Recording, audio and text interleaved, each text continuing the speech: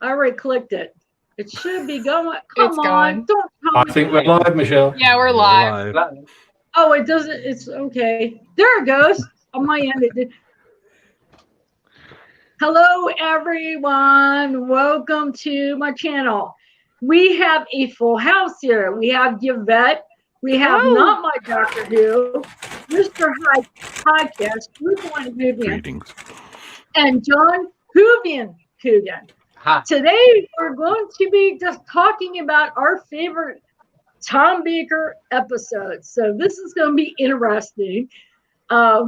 Just sit back and enjoy the show. That's all I have to say. Right. 3, 2, 1, go. Okay, who wants to go first?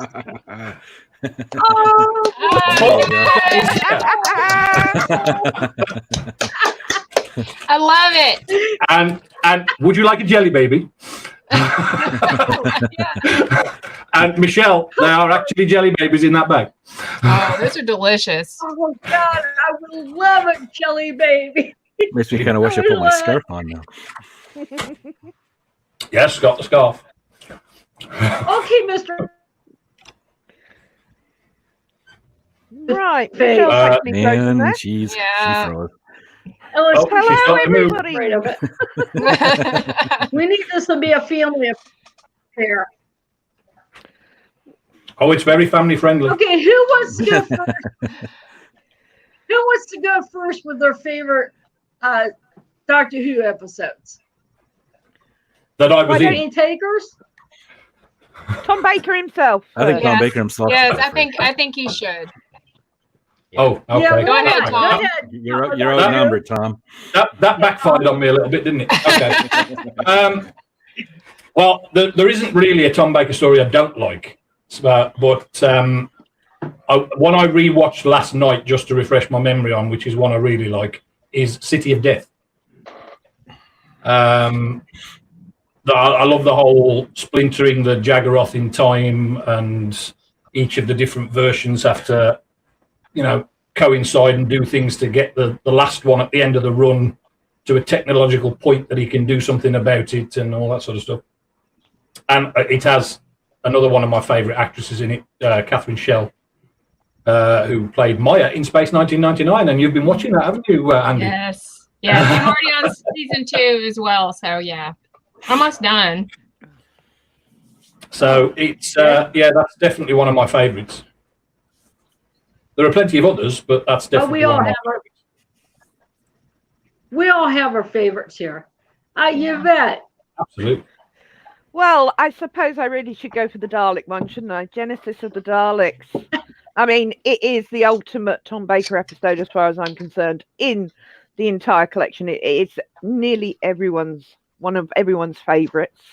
It cements canon for the Daleks and, well, for the moment, in classic. And I'm going to have to be Tom Baker with some glasses from now on so I can see what I'm doing.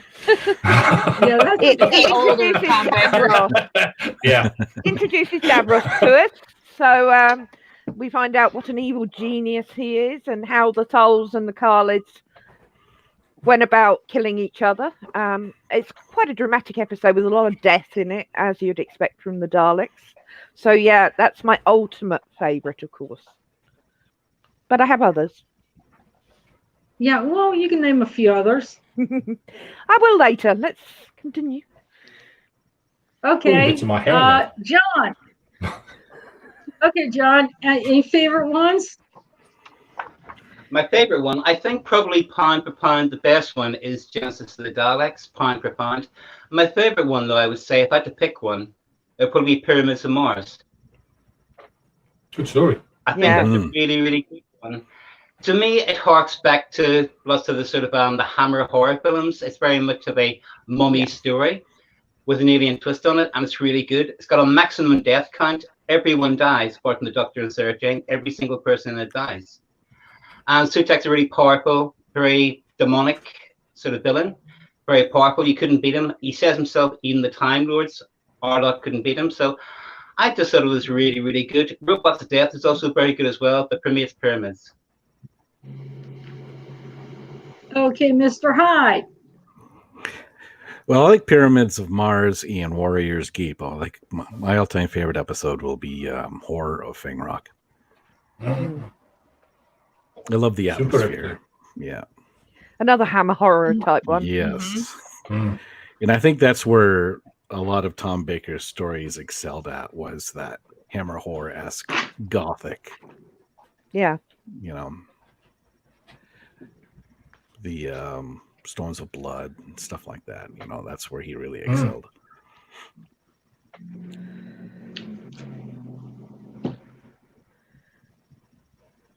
Over to you, Michelle. Okay. Okay, is it me? Okay.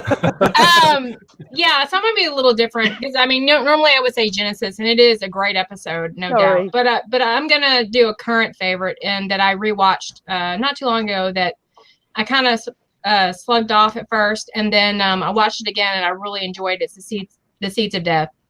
Yeah, that one. I love the first episode of that was amazing because it harkened back to like The Thing and stuff like that. I love that. Yeah.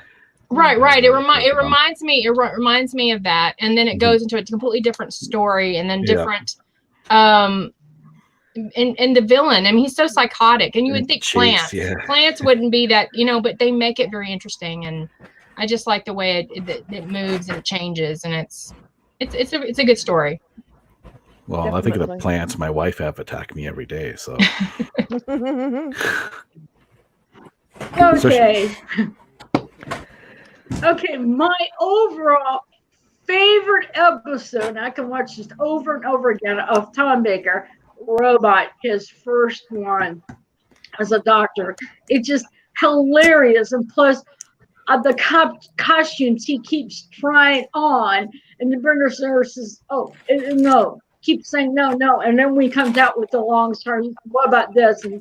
And also whenever he holds a dandelion and sees that it's been stepped and permanently plundered, and the brigadier mentioned to him.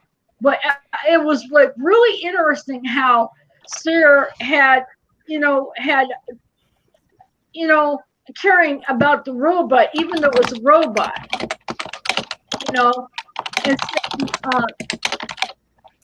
and just saying something about it that he believes it would do no harm and stuff. So that's just one. But I have others, but that's my favorite one, that majority one that I like a lot. Anybody else have other stories? Oh yeah, absolutely. Definitely. Sorry, John. Okay. So I myself was going to say, I always thought that even though it was Tom Baker, I always thought Robot was very much a sort of a John Pertwee story. It was set a lot in unit and things like that, and it was the sort of mad scientist type trope of it.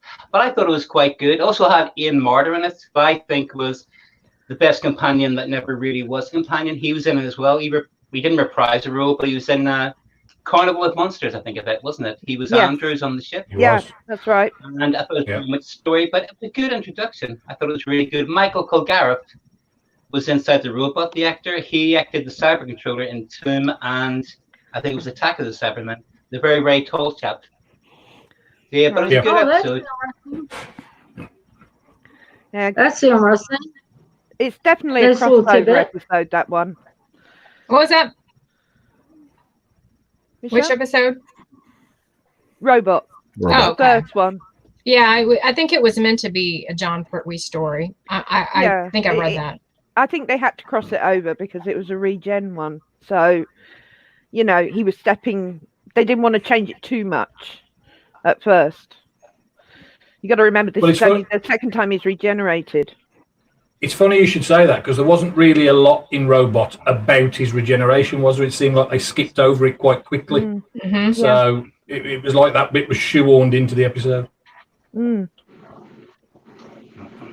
I think what happened was they brought in Philip Hinchcliffe, but because Barry lets Ken Sticks, who wrote Robot, because they were the outgoing, I think Hinchcliffe sort of shadowed him. So really, sort of Hinchcliffe didn't really kick into arc. And you can really see where it kicks into Ark, because it gets quite dark in the Ark in Space, doesn't it? So, yeah, which is my second favorite.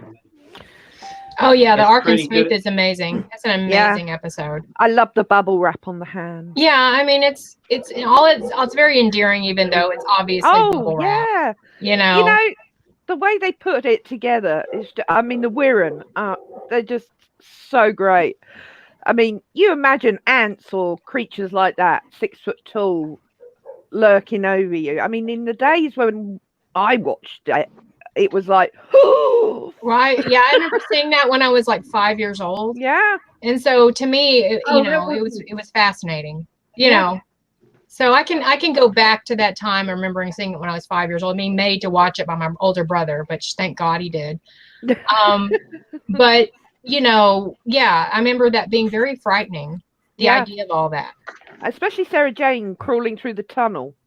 That was amazing, though. Moved. The way he used reverse psychology on her was great. I love that scene. She was so mad when she came out of that. Yep. And it was such a tight space. It was, and she was. I don't know how they filmed that. Yeah, she was tiny. Yeah, she was.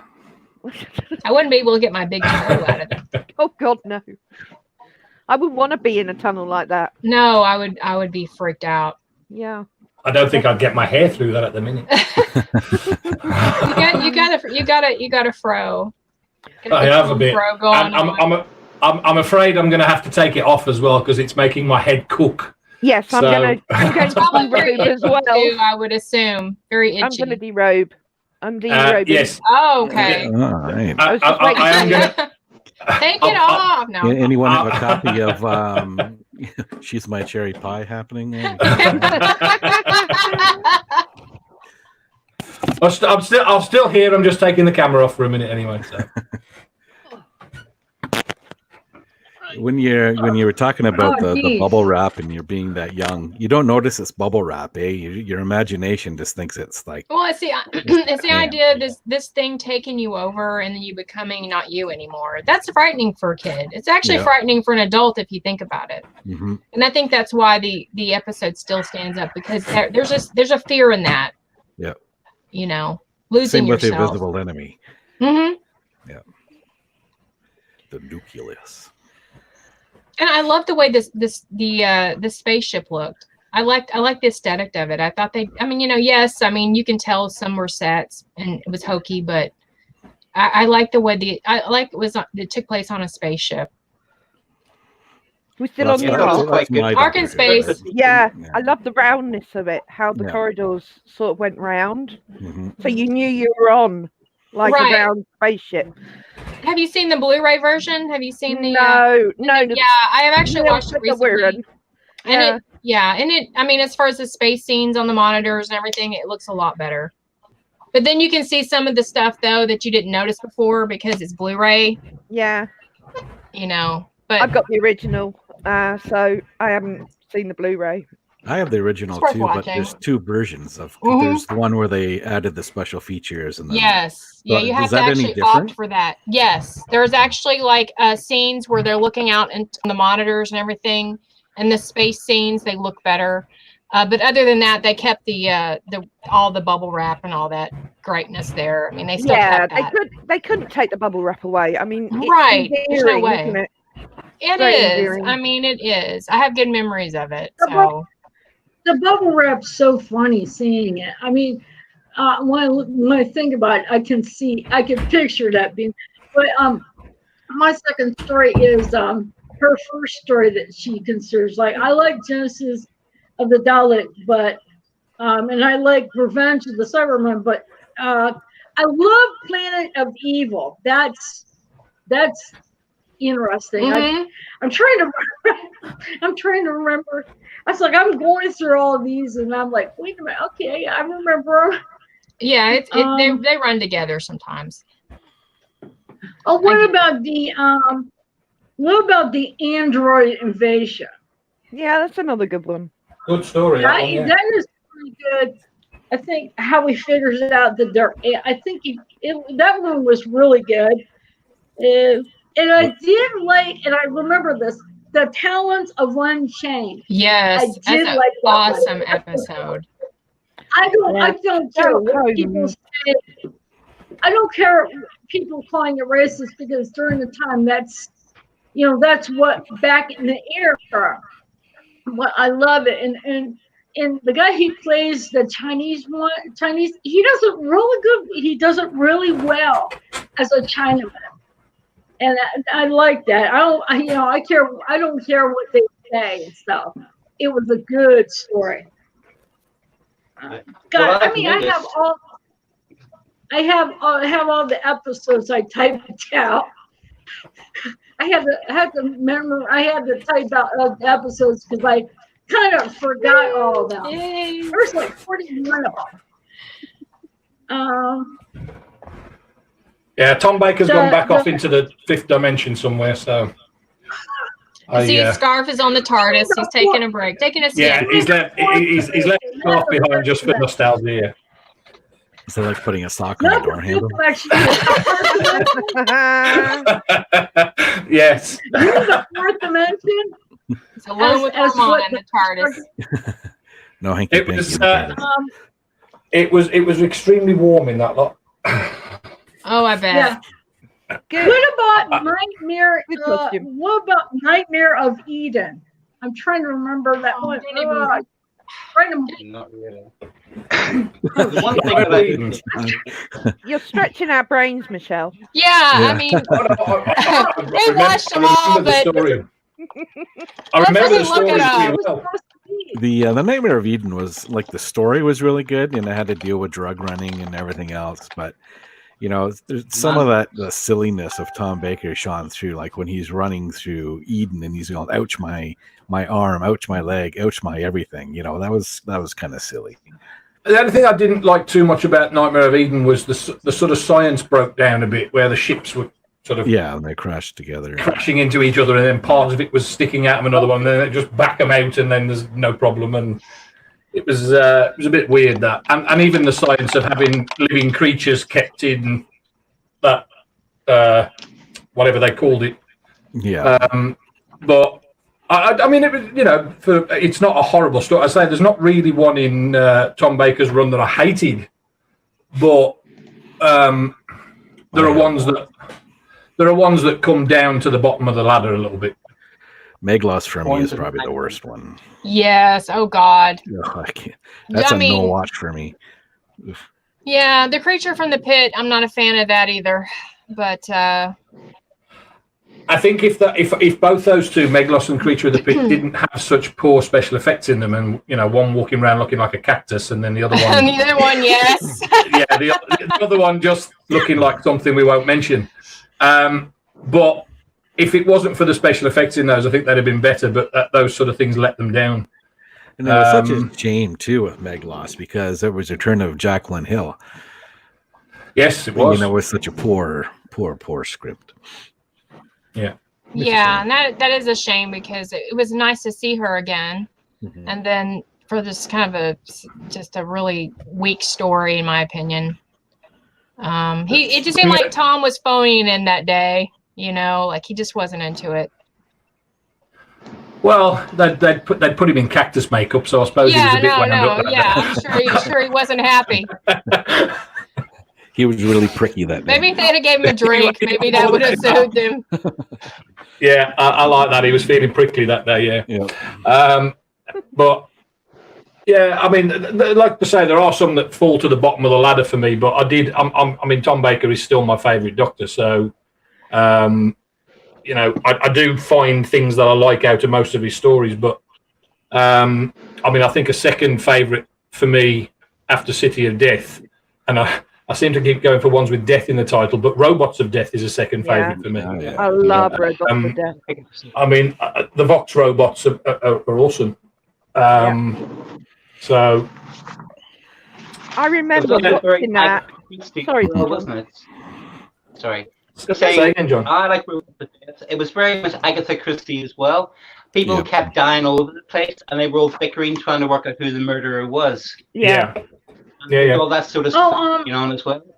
It had Brian Croucher in it, I don't like Brian Croucher because I think he's a terrible actor. He was also the second Travis in Blake 7.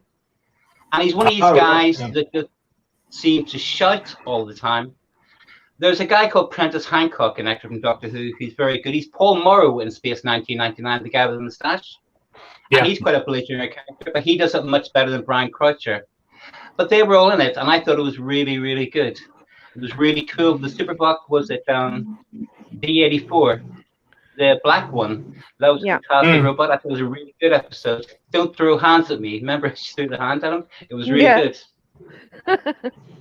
Yeah. But what I was thinking was all the favorite episodes that people have mentioned, I've noticed they're all Holmes and Hinchcliffe. Yeah. Do you think Holmes and Hinchcliffe hadn't been there at the start of Tom's tenure, he would be the legend and the best Doctor that he is today? What do you think? That's a difficult one. Like Underworld, how would it have went with the Leisure Hive? I think that they certainly had an impact on his tenure. So without them, it would have been a completely different run for him. I think we lost her. Yeah, we lost our captain. She went down with the ship. Yeah. I think one of my other favorites is The Hand of Fear, at least the parts 1 through 3, and then it kind of goes off the cliff about the last episode, in my opinion. But I think that's a great start. I thought Elizabeth was gorgeous in her little Andy Pandy outfit. I have that Funko Pop with her in that outfit, and I absolutely love that outfit. Now it popped out and popped back in. What? I'm on the bottom row now? Everybody. Venture by me. Hollywood Squares. I was going to say the whole Celebrity Squares thing's moving around. Yeah.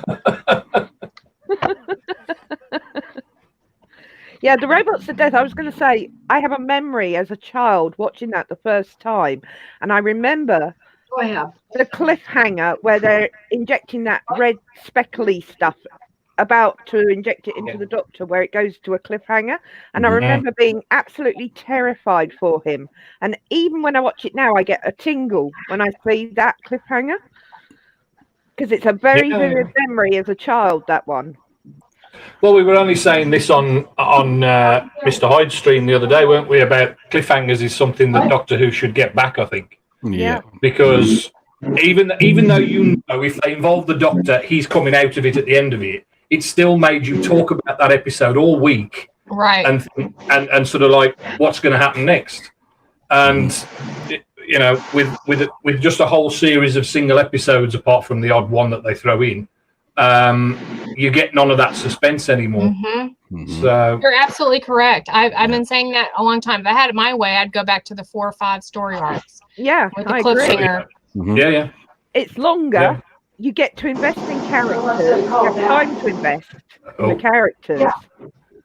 So it's one of those things that I think New Who is lost. But again, you have to have good actors that you want to invest in. If you don't have that, then it's the single episode because I just don't know if they could do it with today's acting. Honestly, I wish it was different, but it's actors can happen. Paul, who's in the chat now, Paul Bryant, he said this before. Back in the classic series, you had a lot of stage actors who were good at their craft, whereas now you've got a lot of soap opera actors. Yes. So you're just not getting the same quality, and it's a shame, really. It really is. There's no character actors anymore. It's just cookie cutter, and that's an issue. I certainly think in David Tennant's era, when they did Satan's Pit and The Impossible Planet, sorry, wrong way round, that was a great cliffhanger. They worked on that one, and the 2-parters sort of pulled them together a bit with the cliffhanger on most of them. But not like the classics. You got to invest in every character that was involved. You didn't have to skim over anything. And there was always a good cliffhanger in most of them. So, you know, you ended up talking about it the following week. Although you knew the Doctor wasn't going to die, it was, what do you think's going to happen? And that's what brought people back to it. And I think that's why people go back to the old stories. Because they still get that same feeling. Oh, yeah. Yeah. Definitely. Terror of the Zygons. End of part one. Was it part one where the Zygon showed up to attack Sarah Jane? Yes. I mean that scared the pants off me when I watched that for the first time when I was a kid. Yep, there you go. Everyone has a vivid memory of a cliffhanger, I think. And the face coming off Sarah Jane. Oh, all those cliffhangers. Androids of Death with the face coming off Sarah Jane when she fell over. Yeah, stuff like that, you know. Well, I'm still element of surprise. I'm still very content to watch any classic series episode over and over again. Yep. Whereas there's not many of the new Who episodes I've gone back and watched again. No. So I mean, some of them, but I think there's more to gain from watching classic because there's so much that you forget. You have to go back because it's so packed with stuff that you actually have to study these episodes. They need to be studied. Yeah, totally agree with you. Mm-hmm. We watched Death to the Daleks when we did Neil's, and I rewatched it, and I hadn't pulled the DVD out for ages, and I was making notes because it was stuff I'd not thought of at the time, and I'd noticed after. And I mean, that's another brilliant episode, but obviously not Tom Baker.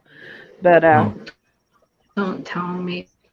I mean, I've been watching Doctor Who since probably the late 70s. And I've probably watched most of the classic episodes dozens and dozens and dozens of times over. And I still enjoy every time I watch them. Because it's a lot. Yeah. And it makes you happy. So many. Yeah, so many. You do these chats and you do the watches beforehand just to, give yourself a bit of a refresher. And you can't help but feel happy. You feel warm inside thinking, this is your childhood that you're going back and you're back to that time, doesn't it? Yeah. It's like a comfort blanket, isn't it? Exactly. Your childhood brought back to you. There's a reason why we fell in love with this show, and rewatching it all over again is bringing that all back. Sometimes you need a doctor. Oh, what definitely. Or some of his companions. What about Deadly Assassin? Yes, excellent episode. Yeah, remember we did it. Was it on your channel or my channel? We did a review on that, Michelle. I can't remember.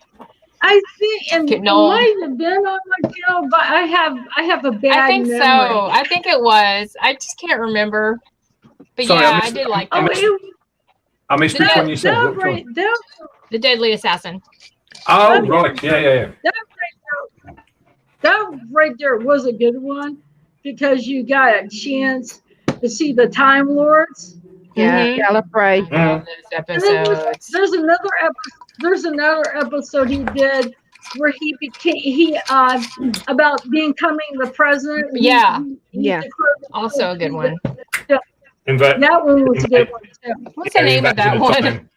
The Invasion of Time. That's a good one. Yes, I love that one. Because you think he's against it. I mean, the way they play it is against the Time Lords, but Yeah. It is a really good story, that one. And obviously he's you've got the first sort of set of aliens that I can't even remember their name now, those shimmering ones. And it actually turns out it's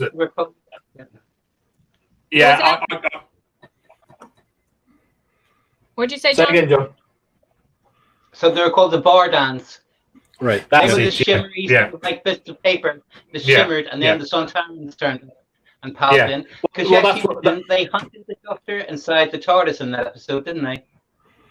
They actually did the depths of the TARDIS through the rooms. Why is Paul shouting at us? Well, I agree with what he says. Gallifrey is definitely as much a part of Doctor Who as the TARDIS. Yeah. He means business. Yeah. It was a very Manchurian feel to that episode, the Invasion of Time. At the beginning, with him, you thinking he's shooting the president, and it's very it's got that feel to it, and I just really like the way they did that. I have to say, though, very sad to see the end of Leela. Loved watching Leela on the screen. I love her. I love her, and I mean, it's different probably for guys like her, but I like her. I didn't mind Leela. I get why the guys liked her, but I didn't like her at first. But it's one of those, she grows on you. Yeah, definitely. Yeah. definitely. And I remember the first time I watched that one, and I was thinking. I mean, I knew obviously that K9 hadn't gone anywhere because he was in later episodes.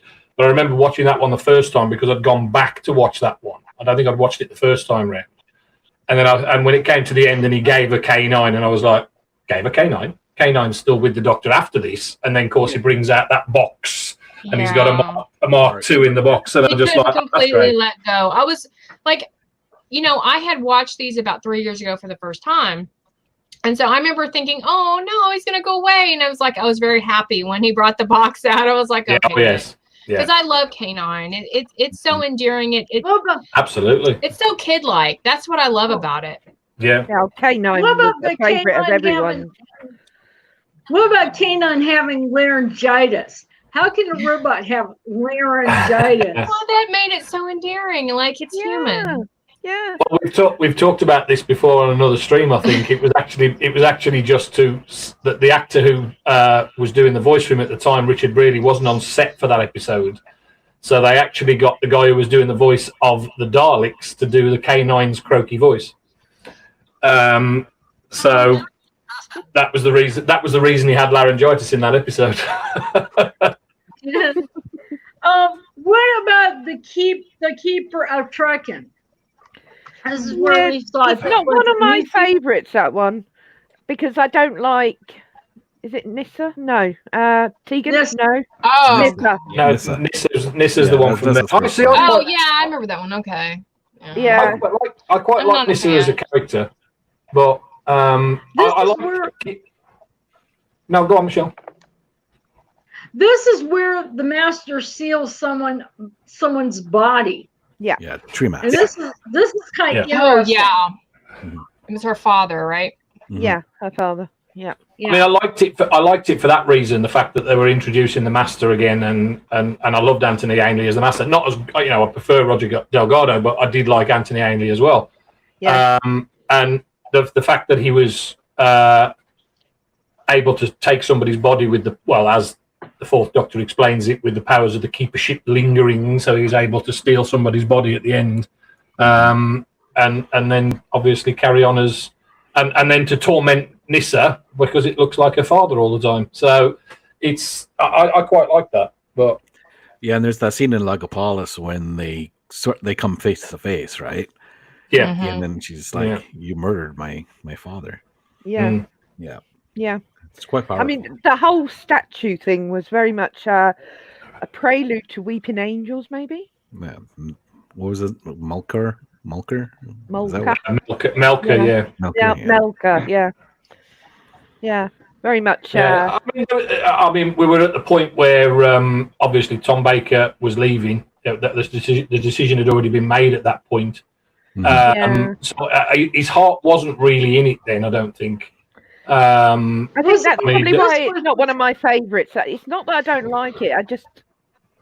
It's one of those ones that you could pick up and put down. Mm-hmm. Yeah. I think that whole last season was like that for me. Yeah. Like it just it didn't seem like he cared anymore. Not that he didn't. I mean, he cared more than I think, most would, but still it just seemed like he just didn't love it anymore. And it showed. Yeah. Yeah, he looked tired. He's still putting some good performances in certain parts of it, but you could definitely tell that the 7 years had taken its toll on him, and the fact that he was now on the way out. I mean, there's a famous story about when he'd finished filming his last scene for Logopolis. He was the first person normally after a shoot had finished to say, right, who's going down the pub, and I'll buy a drink and all that. And he just walked out the studio without saying anything to anybody. Mm-hmm. I think other than like Colin Baker, I think he had one of the weirdest regeneration, like his last regenerate, his last episode where he regeneration into Peter Davis, and I thought that was very strange. The way that occurred. I just didn't like that. I just thought that was weird and bizarre and just hokey. After watching that as a kid, because that was the first regeneration I'd seen on screen, because I'd started watching towards the end of Tom Baker's run, and so I didn't know there was any difference then. But after going back and seeing all the other ones, it does stand out as a bit unusual, that one. Yeah. Yeah, I don't know why it irritates me so much. It just seems like forced, like they were trying to do something different, and I don't know. I just wish he would have had a regular, like it had just been like. Again, like I think that was down to John Nathan Turner. He was trying to change everything. Exactly. Yeah. And we see how that worked out. Yeah. By the way, this is not my Doctor Who. She liked Niecy, but she couldn't stand Tegan. Yeah, I'm with you. Lisa. I'm with you on that. Tegan just Tegan's annoyed horrible. the hell out of me. Mouth on legs. Mouth on legs, Tegan, yeah. I've never seen anyone so unhappy that they're time traveling and having all these adventures and all this fun. Yeah, why didn't you just drop her off and say, well, if you don't want to be with us, just go. See you later. She'd rather be a stewardess who's basically a waitress. Like, I didn't get this. Yeah.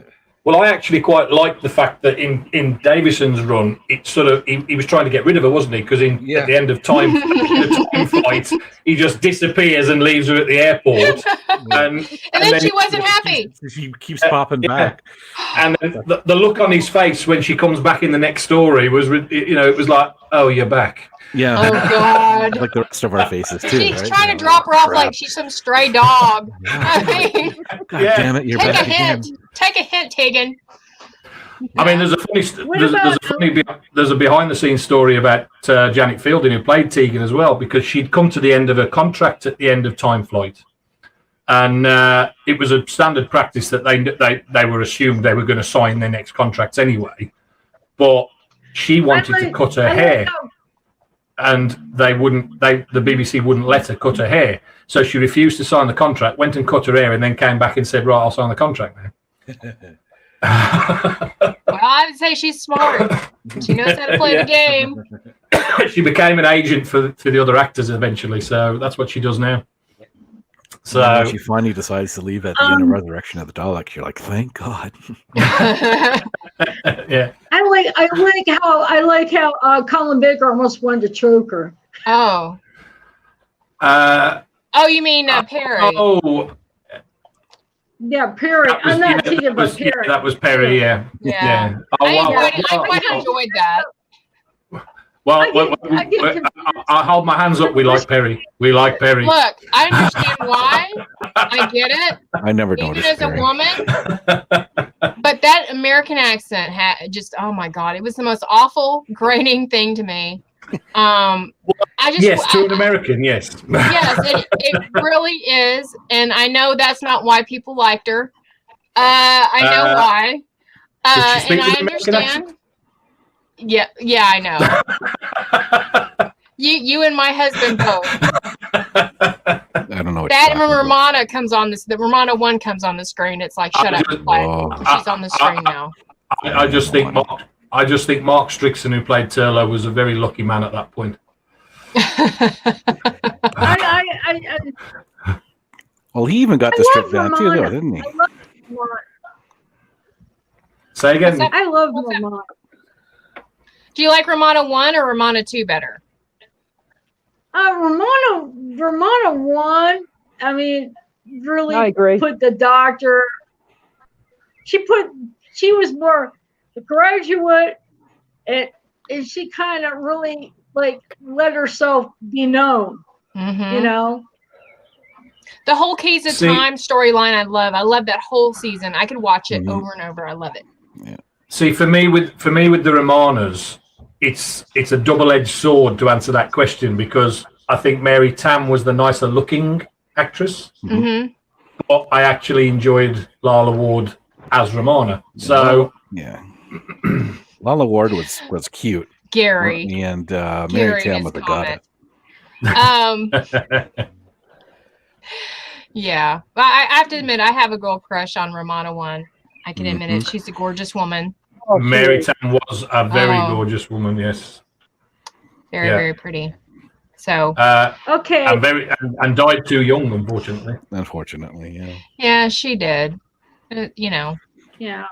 I would love to see her more as the first Romana, but I know she decided to leave. Not sure why. I think someone's told me before. I can't remember why.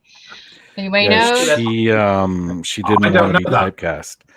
as right. the companion that always asked questions and stuff like that. She wanted to be smarter than that. But but I didn't see it that way. I saw her very smart, and that's why I enjoyed that. Yeah, I did. I thought she was far more go-getter than the second Romana, who was a bit more needy. I know that sounds a bit nasty, but no, I mean, didn't like. It's not that I didn't like the second Romana. I felt the first one had more presence. She was more gutsy and more, she isn't afraid to like stand up to the doctor as much. No. She kind of spoke her mind, and she wasn't shy to say that she was smarter than him either. She made that very clear many times, especially about time school and how he couldn't choose his regenerations. I think Mary Tam because she became pregnant. But in respect to Romana 1 and 2, Romana 1 was sent there by the Time Lords with a very specific job of finding the key to time. Yeah. So at the end of the Armageddon Factor, that Romana, or that version of her, was done, which is why she swapped Lala Ward. And I don't know, I can speculate that on becoming pregnant, they needed someone to play the role quite quickly, so they brought back Lala Ward from the Andros of Tara. So I think that's what actually happened. But she was very good. She was more aloof, I think. Much more of a time lady, I think, the first one. The other one was just a nice girl, wasn't she, Lala Ward? Yeah. I mean, I thought she was great in City of Death. I thought that was the best one that they were in together. Yeah. Although even Lala Ward changed, because she started out still trying to be a very similar character to Mary Tam when she first took the role. But then I think because Tom Baker and her ended up in a relationship, their on-screen chemistry changed towards the end as well. It was apparent, especially in City of Death. Yeah. Oh, yeah. Yeah. Sorry, Michelle, we're doing all the talking here, aren't we? I'm sorry. I'm sitting back here listening. Well, we have Bracken in here, and I'm chatting. I'm going to throw up a picture for him to give us a caption.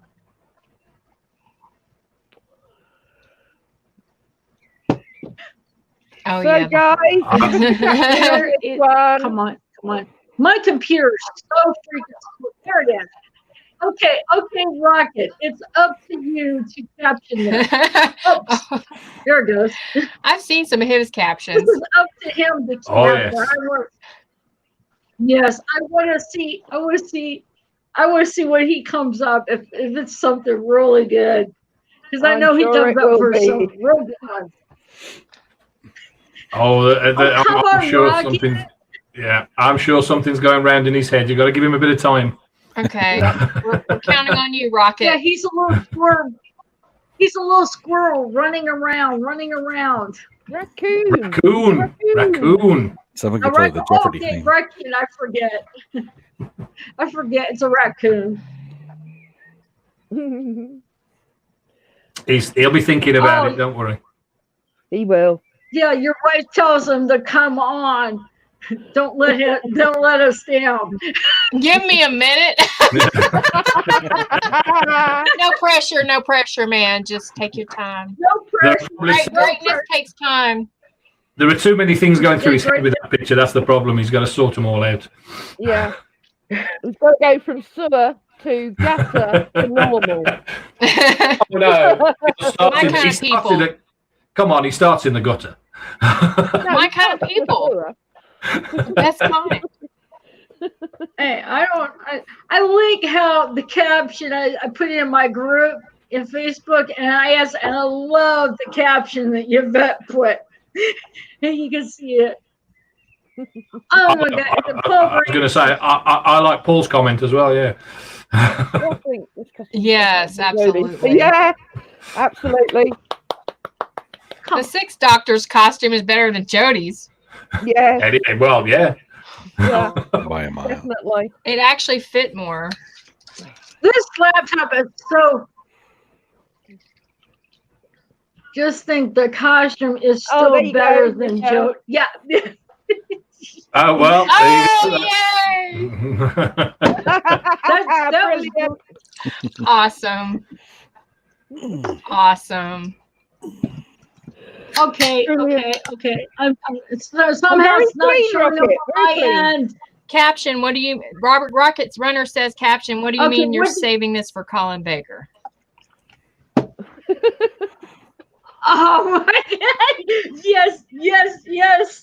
I'm the only one. Yeah, very clean, Rocket. Colin Baker.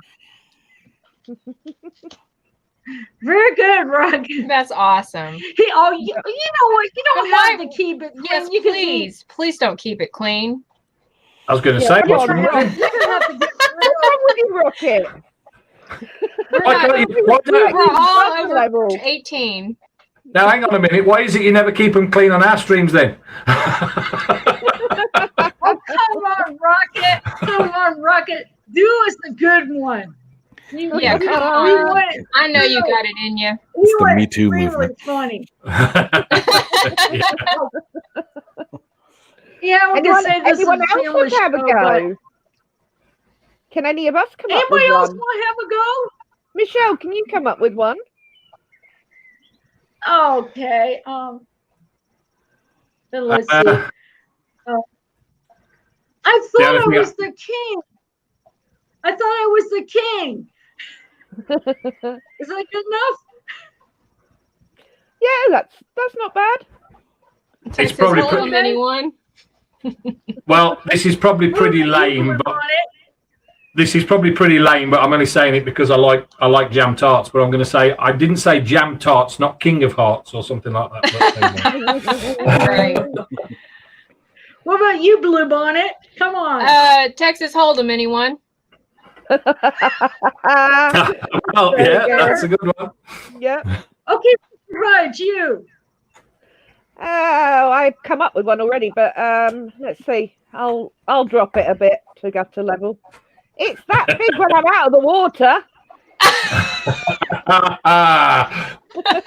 Oh. You know, I can actually hear Tom Baker saying that. Yeah. Yeah. Hyde, up to you. If he's there. Yeah, I'm here. I'm just thinking in the top. Okay, there he is. He's just disturbed by the less comment. Yeah, that's right. Anyone want to pull a spade out of this joker? Ah, very good.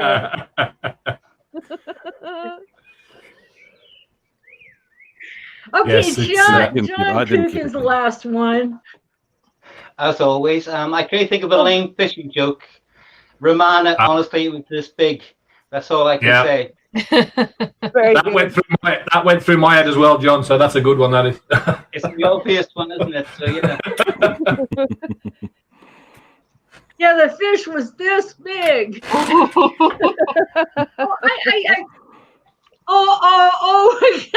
I have a dirty mind. Anybody Anyway. got any balls they want me to juggle?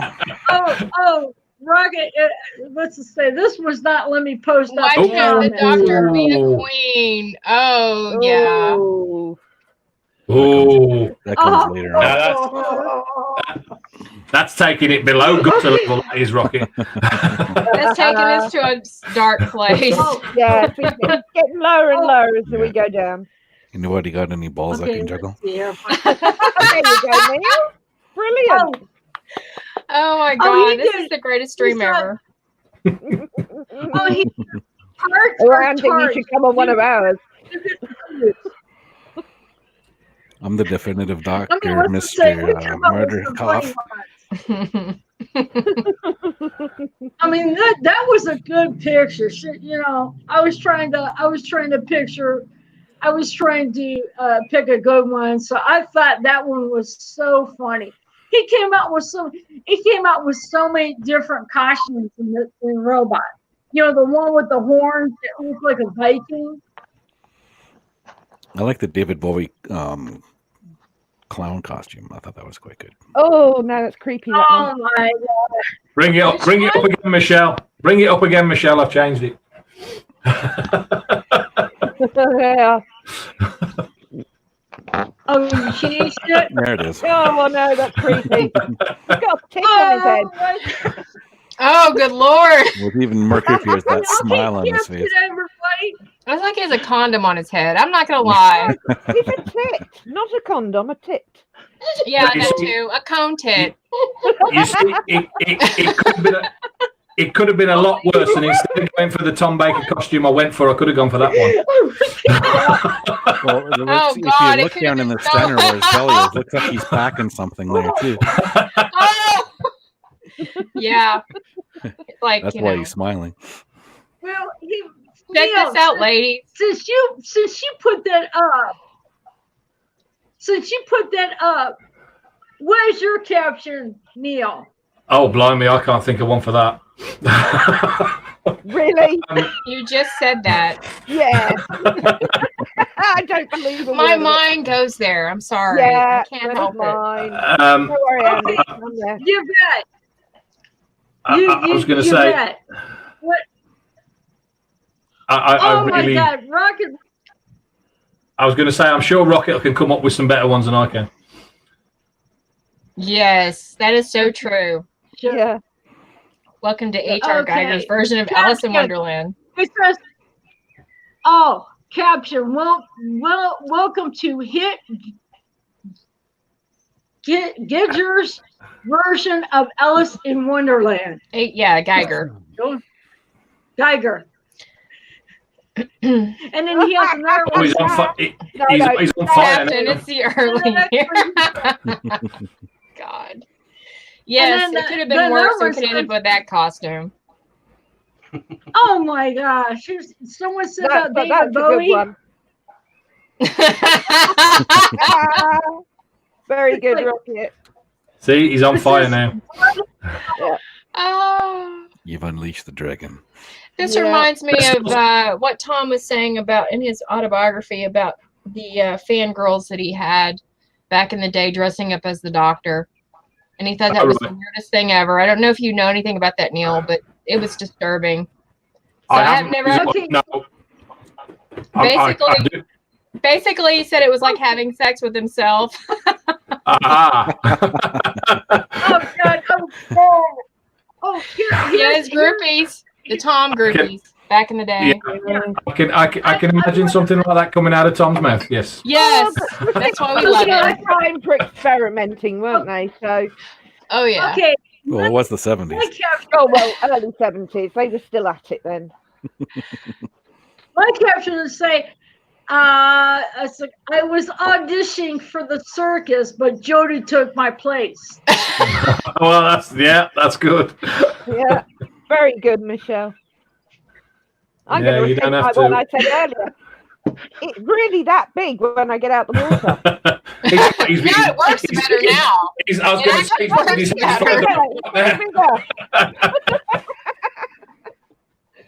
He's showing you in more ways than one in that costume.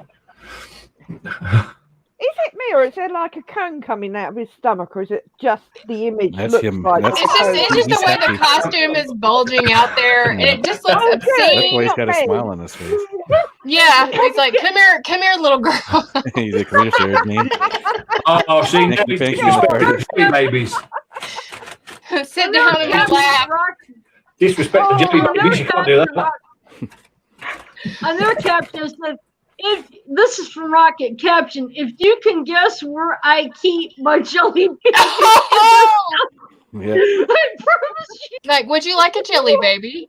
Might have to lift up that little pouch there and have a feel underneath. I'm cooking.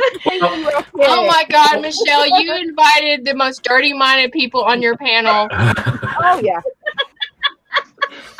And by the way, he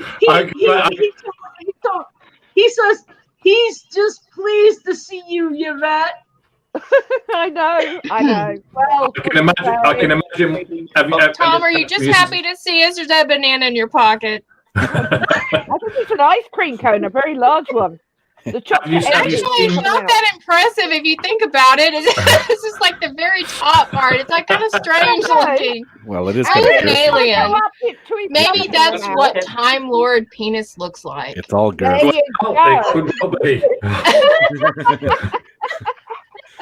We've always wondered. Here it is. Yep. It's all girth. No complaints out of me. Anyway. I knew the gutter would be somewhere involved in this. Now that Michelle will never invite any of us on her panel again. We must enjoy it while it lasts, right? He started it with the picture. I know. I mean, how can you? Next thing you know, you're gonna put Creature of the Pit on there, and then like we're gonna have to, Yeah. I mean, it's not like putting that creature on there and expecting us not to say something dirty. We can all try to blow the creature. Unfortunately, I haven't got that one queued up. My husband Gary actually had my husband watch that episode. We didn't tell him what the creature looked like. Oh dear. And on my streams, like he gives his thoughts. It's hilarious. Oh my God, his reaction. I wish I would have recorded it. I wish I had got my phone out and recorded his reaction to that monster. It was so funny. Yes. It was the greatest thing ever. Obviously, watching those episodes back in the 70s, you didn't think much of them, but watching them now, you sort of look at them and go, what the hell were they thinking? Well, no, he was like, oh my effing God. Like, are you serious? 50 Shades of Doctor Who. And in the way Tom is like, he's like, oh God. Oh God. Anyway, Enough of Carry On films, isn't it? You watch them as a child and you see them innocently. You watch them as an adult and you see them in a different light. And it's a whole new film. Because you have experience. It's been a while since I've watched The Creature from the Pit, but didn't he actually talk into it like a microphone at one point? Yes. Yeah. That's what I'm talking about. It's like, So, and his whole thing was, he mentioned the Hulk, and you can get the other idea of it without. Yeah. Mm-hmm. Yes. It's like the Hulk without, I don't want to say it. I respect for, if this is my channel, I would just say it, but you know, it's Michelle, so. I think we're all past Go that ahead, point you now. can say it. We're past that part. Huh?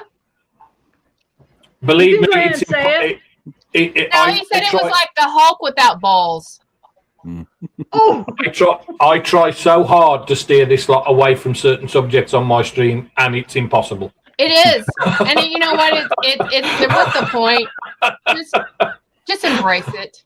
Just embrace your inner gutter head. I mean, that's what we should all do. Hey, it's good to laugh, especially this is how the world. What was that, Michelle? Going to Jelly Baby. It's supposed to be fun. It is. And that's the way I want it to be. The next one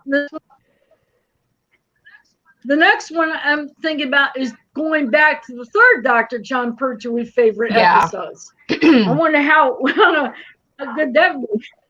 Probably be Again, good. there's quite a lot of positives there as well. So oh yeah. Oh, I've got a list. Yeah. And I wonder about the comments from when we do the John Pertwee one of that Rocket. I love those captions Rocket Runner comes up with.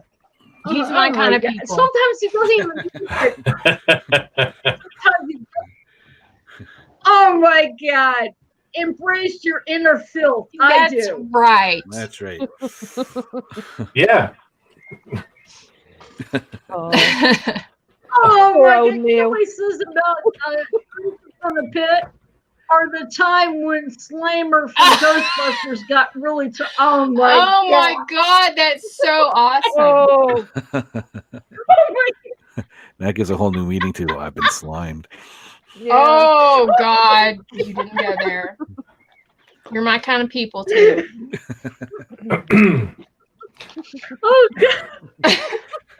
Oh, anyway, okay. Now here we've done this with Tom's outfits. Come up with a caption about the robot that's, when he's big and he has Sarah Jane and he puts Sarah Jane up there on that ledge or whatever it is or building. Size matter. I would like a caption of that. Okay, what? Do you have the picture? Remind me, what is this from? A picture, I would have to send it. Oh, robot. The robot episode. Get him. Yeah, no, I haven't got that one at the minute, I'm afraid. Is it the one where the robot's got her in his clutches and it's like it looks really fake, or is that from Robot? It looks it's from the episode. Yeah, like the King Kong moment. Yeah. It's obviously, and it doesn't look better on Blu-ray either. No. It looks worse. Anyway, I was thinking about capturing that. if I was signed in with the account that I paid for, then I would be able to put that picture up. But I didn't. You know, we all see the robot. He grows big and he takes Sarah Jane and puts her on that. I was thinking about caption that. Well, he. Oh, I see. That's one way of putting it. He grows. How big, Michelle?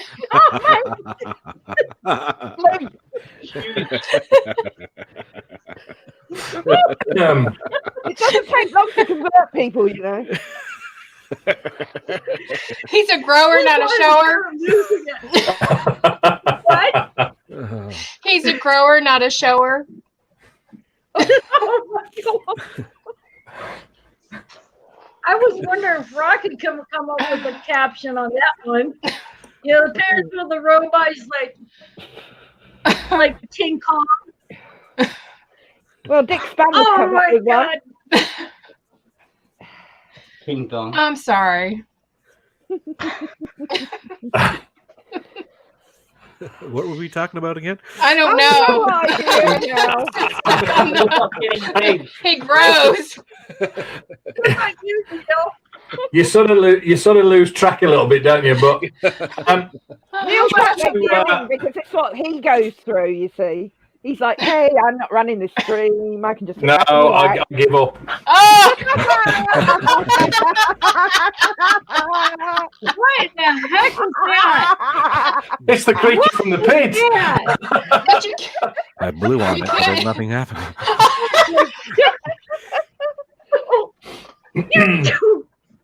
Do you like that? Oh my God, I haven't had this phone in ages talking about Doctor Who, honestly. You've been missing out on our streams, Andy. I really have. I've been on the wrong channels. You want a caption for this one? Oh. Well, it was just, everybody was talking about it. Is this thing working? Oh, that's good. That's good. Oh, I can't believe the hole is that big.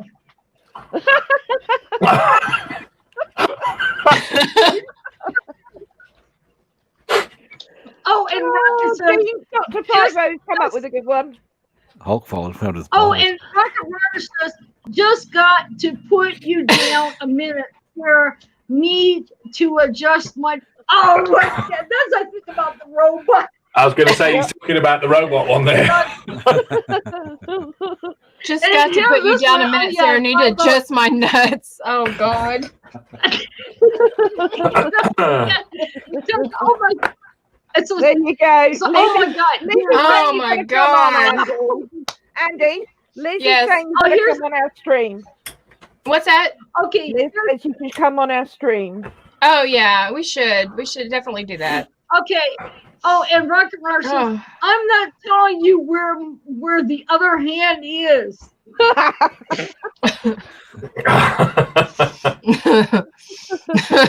Yep, that's infected. I like that one. I only put the picture up just to show you what the creature from the pit looked like. Yeah, yeah, that's it. Yeah. He looks like his head's stuck. He looks like his head's stuck in something. Don't go there, Michelle. Maybe so.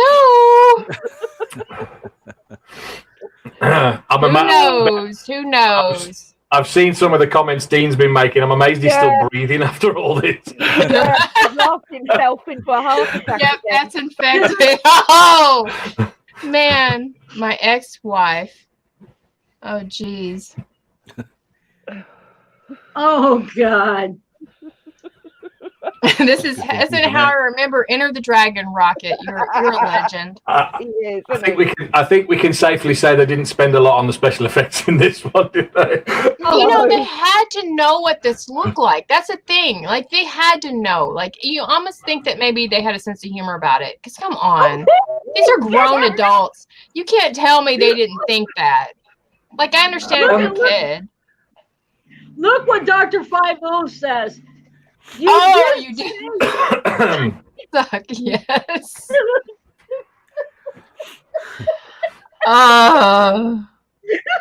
And now Michelle's off. She's going to have stomach cramps in a minute. Laughing too hard. Right. Oh. There's your scarf, Neil. No, mine's still hanging on the thing behind me. Mine hasn't been anywhere near that creature. And the way it's all wrinkled. Come on, you had to know. You had to know. Come on. Have you seen Rocket's latest one? Oh, good You God. know, if you keep poking, that's going to explode. Oh, God, that's even too much for me. Oh, and I wonder if it's helping. Never mind. I'm not going to say it. Breathe, Michelle, breathe. Choking. Okay, yeah. I'm not finding it anymore because Michelle's going to have a heart attack. You're all correcting poor Michelle. She was sweet and innocent until you got on her stream. Yes, of course. Yeah. Welcome to the dark side, Michelle. Yes. Come over to the dark side. Oh, You know you want to. We have cake. Oh, Dr. Pimple Poop Popper. That's That's gross. one. I'll never eat cottage cheese again. I'm just saying. No, That's it's a horrible show. Michelle, breathe, please. We don't want to lose you. that would be one hell of a boil on your ass. Yeah. Oh my God. Could you imagine how embarrassing that'd be? Go to the doctor and you got a boil like that, the shape of that on your ass? Oh my God. I wouldn't go to the doctor. I would just be live in denial. I just love the way the Americans say ass. Ass. Oh my God. But a hawk scrotum runs amok. Exactly. Oh Yeah, Well, we're talking Rocket's about heading, weren't we? Rocket's heading further into that gutter. He's going to get there in a minute. I love it. Keep going down. I mean, just. I'm laughing so hard that my back's starting to hurt. Oh, bless you. And that's a good thing. Yeah, lots of endorphins released. Happy drugs in the body. We've all been stressed. We need a laugh. Oh, yeah. We need a With laugh. all this going on, yeah. Absolutely. Doesn't Oh, hurt yes. to have a good laugh. I wonder if Dean has another picture that we can catch him. Tom Baker. Dean. Dean? I know I said I'd answer to anything, Michelle, but He's not Dean. I certainly know somebody has That's a a big cutout compliment. of Dean in her bedroom. Dean says we live the gutter. Like we live the gutter. There's no other good place to be.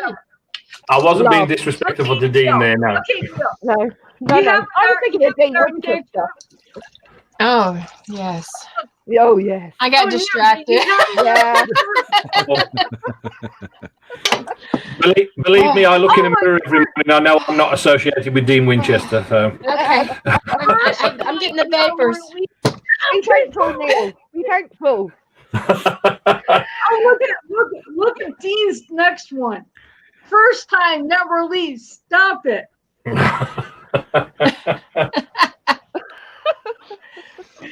You have a picture It started as a boil on my cheek. Again, I'll never eat cottage cheese. Oh, no, I won't either now. You ruined it for me, Neil. Oh. Dr. Triple Popper ruined it for me. My wife watched it one time. I swear to God, I was in the bathroom gagging.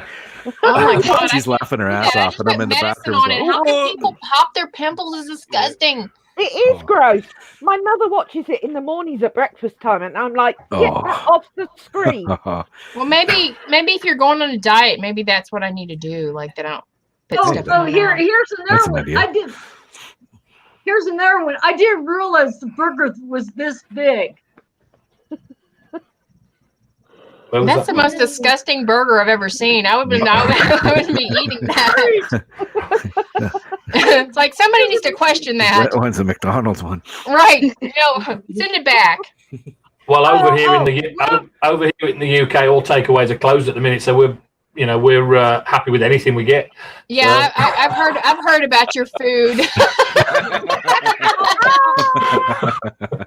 Love cottage cheese all over my buns. It moves. It Oh, moves. dear. Lindsay's going to name one now.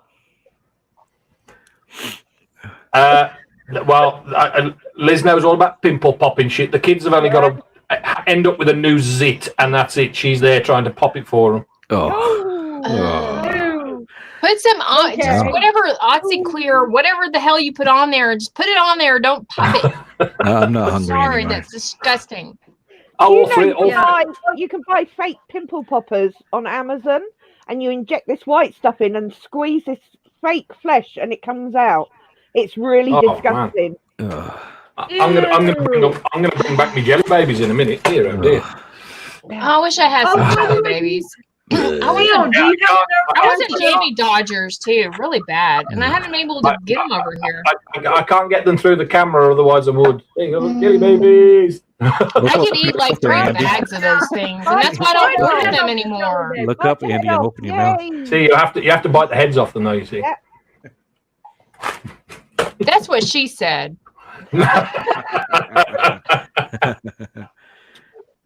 I went to get some, and they didn't have any.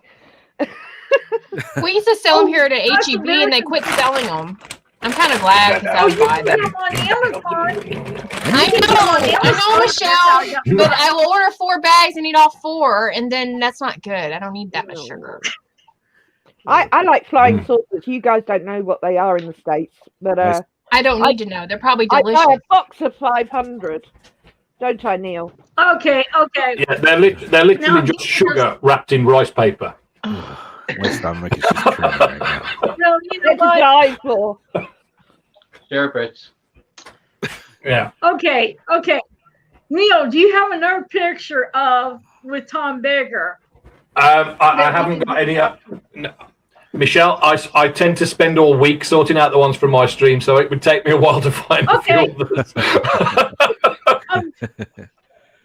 But those were good ones. The last one especially. Yeah. That was for you, Andrew. Well, I literally put that one up especially for everybody because they were talking about the creature from the pit. So he's a good actor, be able to do that with a straight face.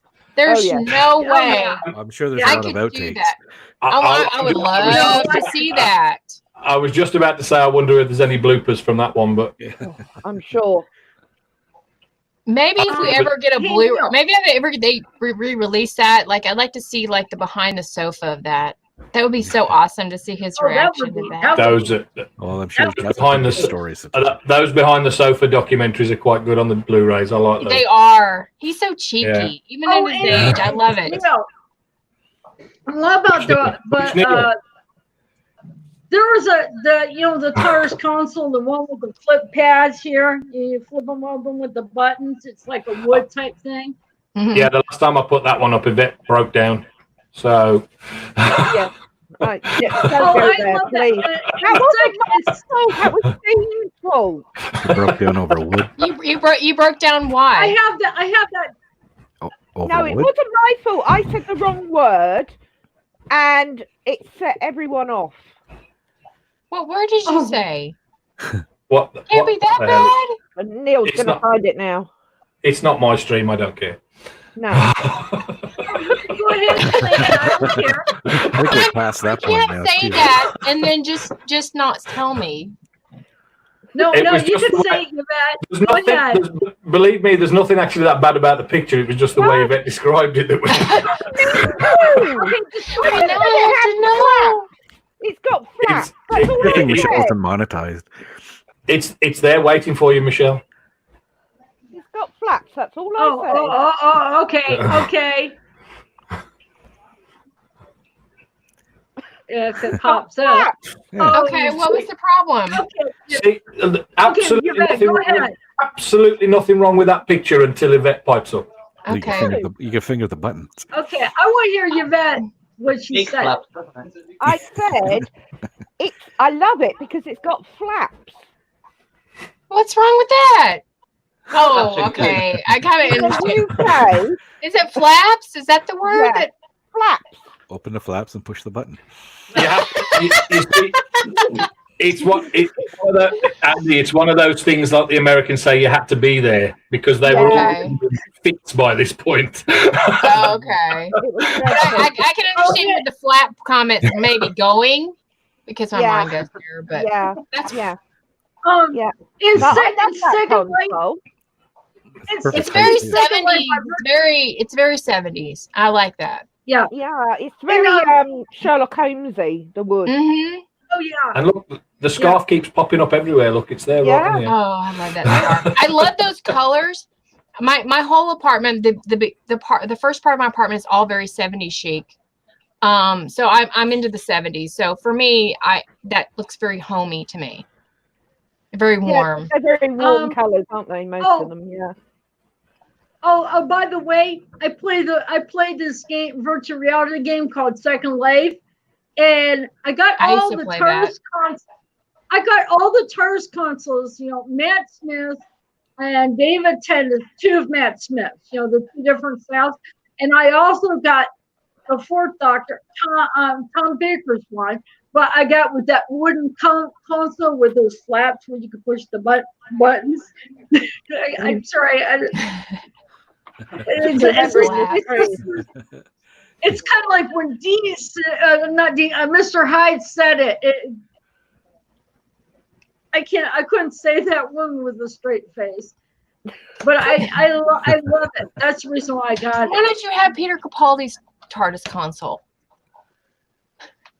I'll have to check to see if they do have it. They probably do, but to me, that's the best TARDIS. But that's just my. She loves Paul McGann, Andy. Oh, I do too.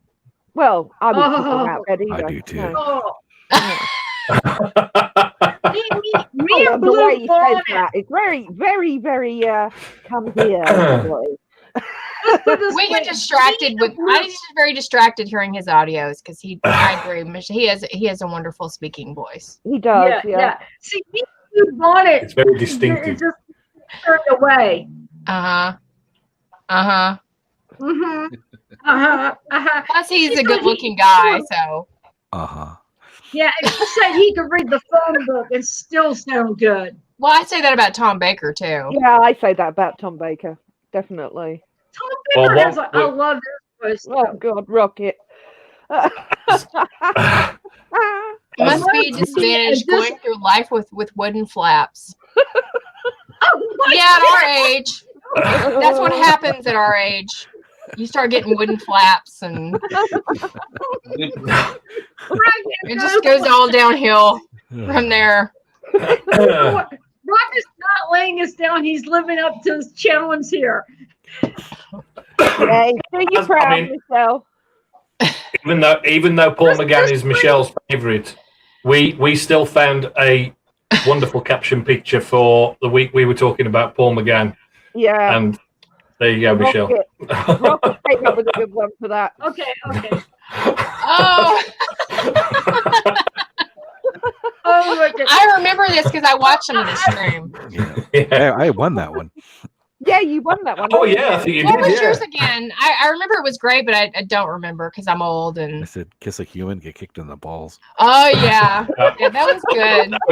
That face basically did look like he'd just been kicked in the knackers. and he should have because there's no hanky panky in the TARDIS. Yeah, absolutely. Absolutely, yeah, there shouldn't have been. No. Yeah, except with me and Paul McGann. That's off screen though. That's off screen, isn't it? That's fine. David. Okay, now Rocket Warrior said, "All I have to worry about is my fur wilting." Yep. My fur wilting. He's a raccoon, isn't he? He's a raccoon. Yeah. Rocket Runner. Rocket's a raccoon. Like I could. Oh yeah, that's right. Because that does look like when I'm trying to. Oh, I see what he's saying because I was talking about wooden flaps, and that's why. What the connection is.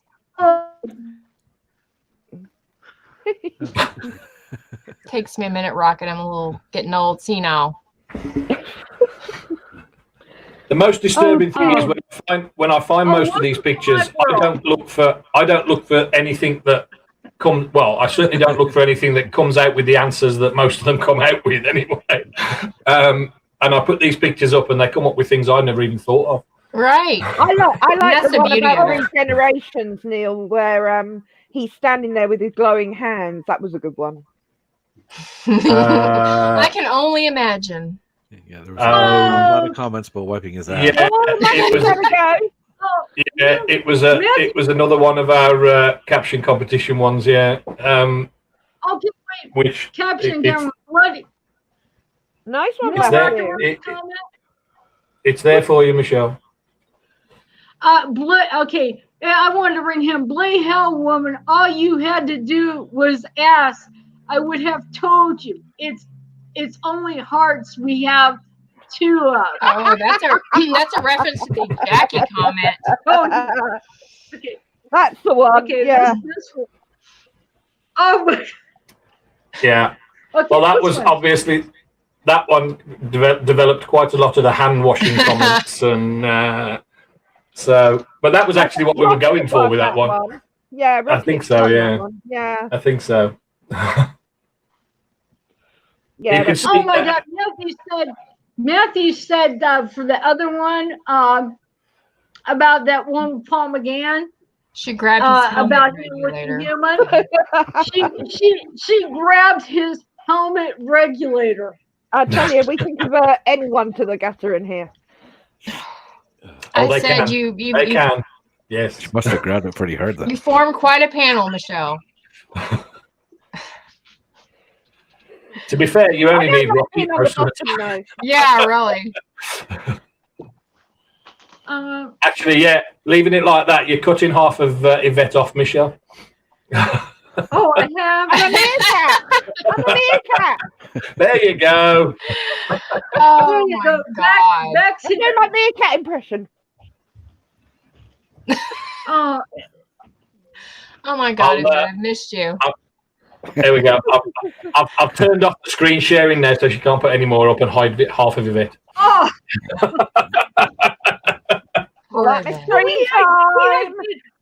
We had some good laughs. Oh yes, we did. Absolutely. Some of those captions. Oh my God. Rocket, like I said, Rocket lived up to his name there. Yeah. It's very easy. You just put up a picture and the chat will go wild. Yep. Everyone has a go. One day we did it, and I just had to explain what it is, we were seeing. I mean, what picture, without putting it up, and Rogers just ran with it. Yeah. I mean, I just had to describe what the picture was. And he's very good at visualizing what he wants to see. Yes. Yeah.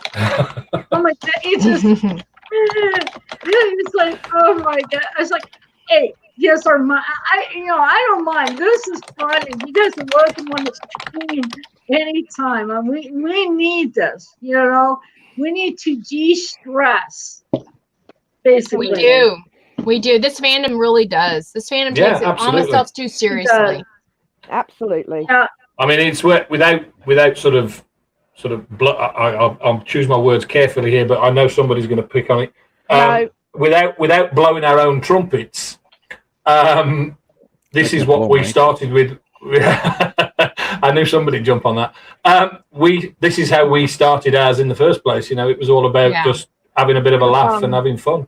And that's all. That's why I want to do on my channel is I want to bring positivity and bring back the love for Doctor Who, because that's really what it's all about, and that's how we win. Yeah.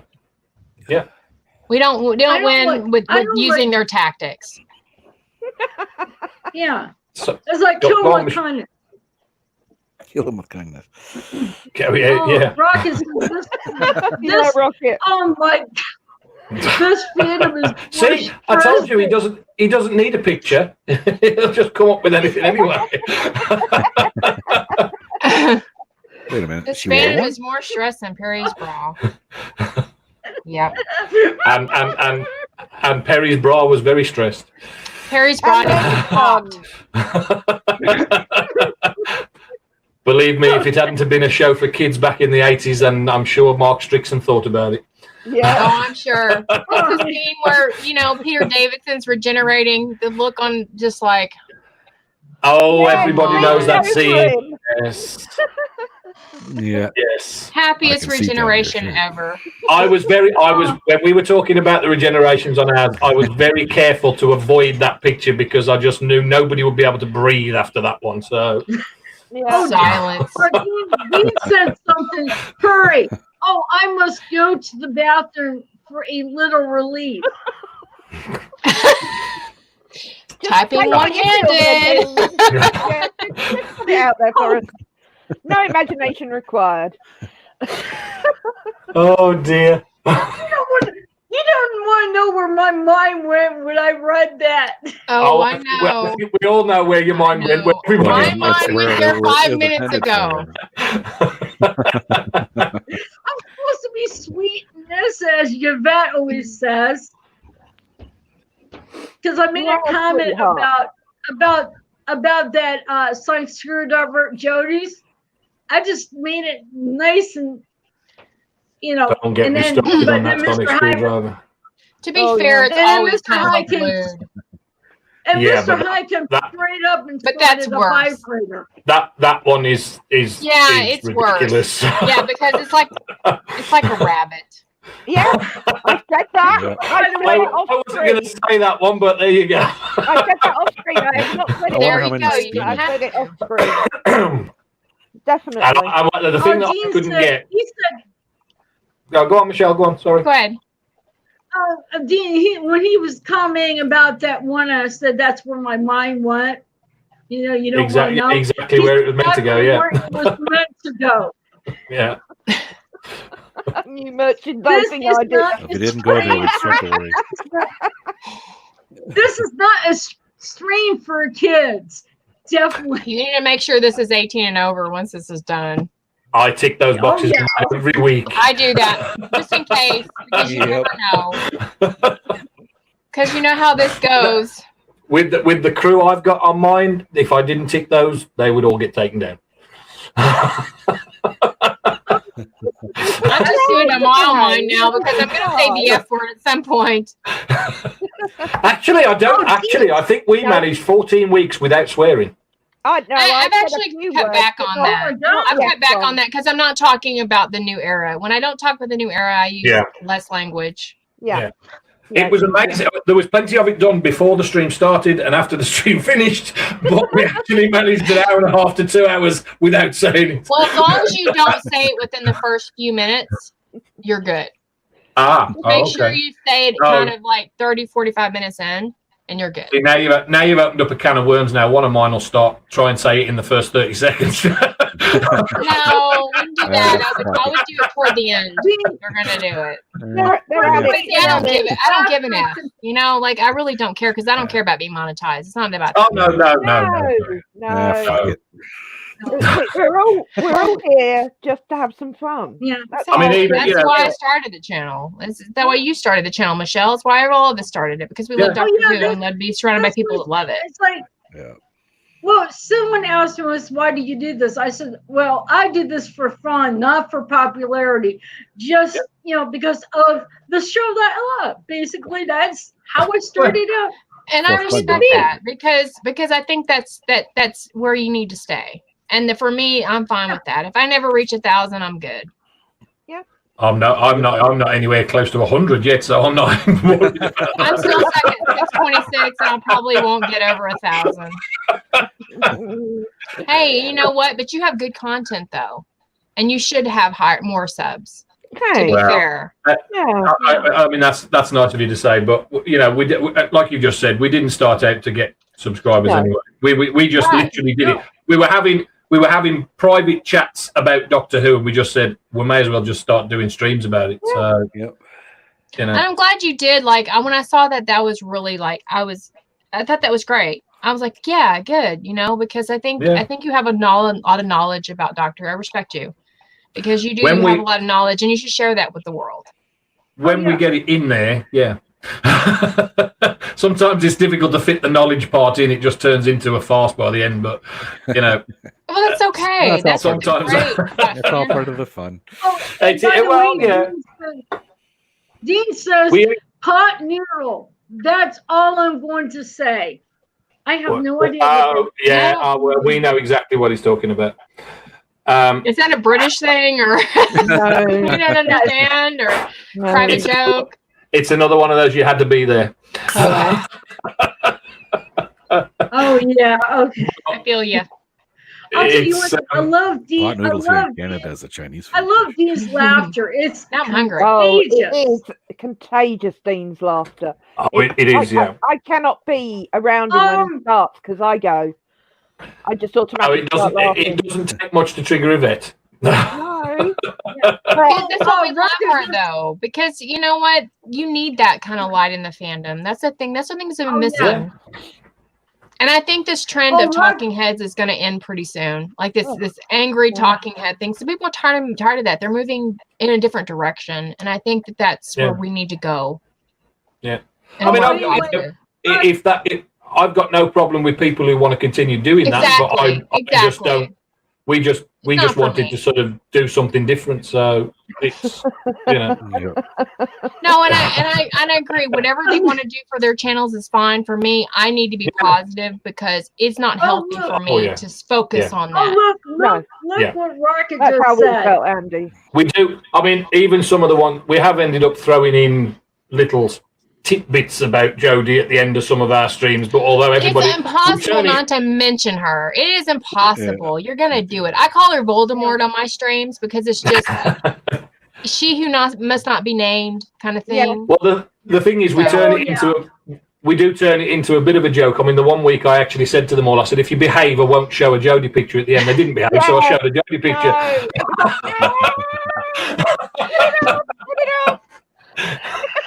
And to be fair, I do have some Series 13 merchandise because before, like, Series 11, I pre-ordered some things and I'm stuck with it. So now I have to get rid of it because I don't like looking at it. Well, I had to buy this collection. I have that Dalek. I actually have the Reconnaissance Dalek from the Funko line, and I actually think it's pretty cool. If you haven't realised that's Jodie's TARDIS. That's Jodie's TARDIS. Yeah, I have one of those. I have the Titans version of that. And I actually bought it by accident, to be fair, but I like the way it looks. Yeah, it's Jodie's outside. That's horrible. But Not the inside. Oh, God. I have. Oh, my God. I'm trying. I have this. I pre-ordered this. Rocket's coming. No. I did. I pre-ordered this around the Series 11 time, and so I have it. So now I have to look at it, and so I have a person that Turn it round so you don't have to look at it. I was going to say that's going. Well, I have going a friend that's going to take them off my hands. I'm not going to charge her for them because I'm done. Or if you have a burn barrel out back. Rocket just popped up here. Has to be said, compared to Puri, Jodie's tits are bits. Oh, God. She has none. Like, I don't know, like, she looks like a little boy. There is nothing. That's what he's saying. Itty bitty titty club. Itty bitty titty club. It's not even like. Anyway, I'm not shaming. Not gonna do that. No, we don't do that. No Jodie shaming. I know which one I prefer. I'm looking at Dean's here. It says, I know. Okay, let's just. I have a problem because these things are not showing up down there. I know which one I prefer to have a shower with. I don't know. I'll be right back. Yeah, what are you trying to say, Dean? I think I know what he's trying to say. Perry. Oh, I see. I have to say, Nicola Bryant looks amazing for her age. I have to say. I tell you what, she still looks good. I'm jealous. Yeah. I'm jealous. I hope by the time I get to, I don't know, what's she, 55 or 56 now, or older? I hope by the time I get there. Yeah. I'm just reading Rockets.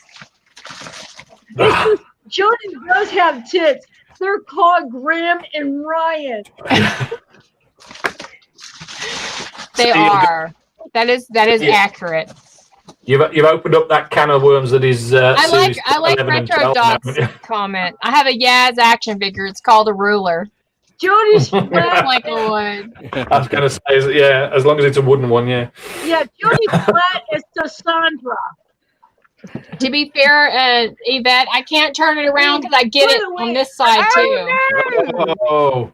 I just got a blanket over it. So I have a friend she wants them, so I'm gonna give them to her. I'm sorry. See, I'd be positioning that box so you can just see the symbol on the side at the top because you can see the police box. I mean, to be honest, like, it's a cute figure. It's just what it represents at this point. Yeah. Because I'm like a completist.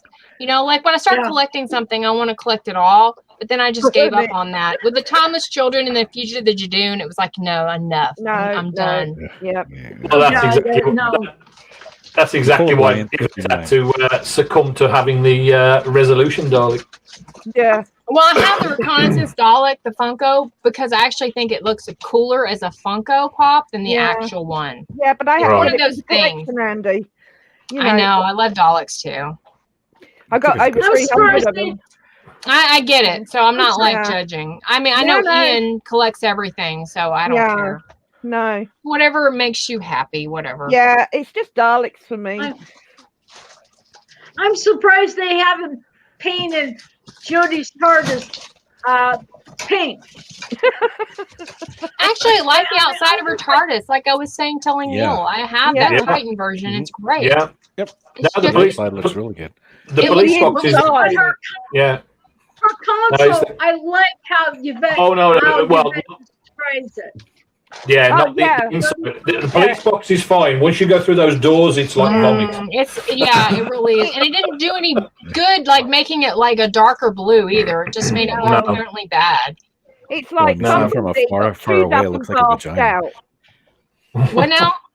Bumblebee from Transformers got chewed up. No, that's not what he said. Oh yeah. I know which one she's talking about, and I didn't say that. That was Rocket or Dean who said that. That's got to be a dirty mind comment, and I'm all for that. So what is it? What I said? Whatever. If it's just if it goes in the gutter, I want to know. Your TARDIS looks good on the outside, but when you walk inside your TARDIS, when you see it from further away, it looks like a vagina. Yeah, it really does. Maybe that's purpose. Maybe they did that on purpose. You know, you wouldn't be so surprised. Wooden flaps, right? There you go. Female. Right. Can open worms everywhere. Yeah. It's bigger on the inside. It's bigger on the inside. Those wooden flaps. I was waiting for somebody to say that one. Oh, there you are. She said it was me. There you are. Dr. Fibo said it was him that said that. Ah, right. Yeah. No surprise there, really. No. Mr. Hyde said but you know, at least we can all laugh about it. You know, it's like when I think the anger is subsiding with a lot of people because it's like we realize it's a joke. Yeah. This whole era is a joke. That's how we approach season 12, though. We just rip the piss out of it. And it's great to do that because when you take it too seriously and you get emotional about it, like I usually the June was my breaking point, and after that, I'm like, okay, this is Imposter Who. It's no longer Doctor Who. No, it was literally the only way. Sorry, Michelle. Go ahead, Michelle. I want to read Dean's one, and that's a vagina. I wouldn't enter. Not for the love not for love or money. It's a Me Too vagina. Yeah. That's what it is. That's why you don't want to. It's a turn off. Oh, yeah. Listen to what Rocket says. It goes with your sonic screwdriver. Oh, you want to hear what Rocket said? So now the doctor will be giving someone the key to the TARDIS and saying, no, that doesn't make sense because this is the Me Too like version of Doctor Who. Yeah. So it's more like the chastity belt of Doctor Who. So no. Oh man, our minds are going into the gutter. Sorry. What are we going into? We've come into the water now. We're there. We're swimming in it. Just go with it, Michelle. Go with it. I'm loving this. They're getting it out of their systems before we start up again. Yeah, there you go. Oh, it's what's happening on my screen, not yours, huh? Oh, dear. This is one of the greatest panels I've been on in a long time, to be honest. Right, some people get anywhere short of the threshold of hell.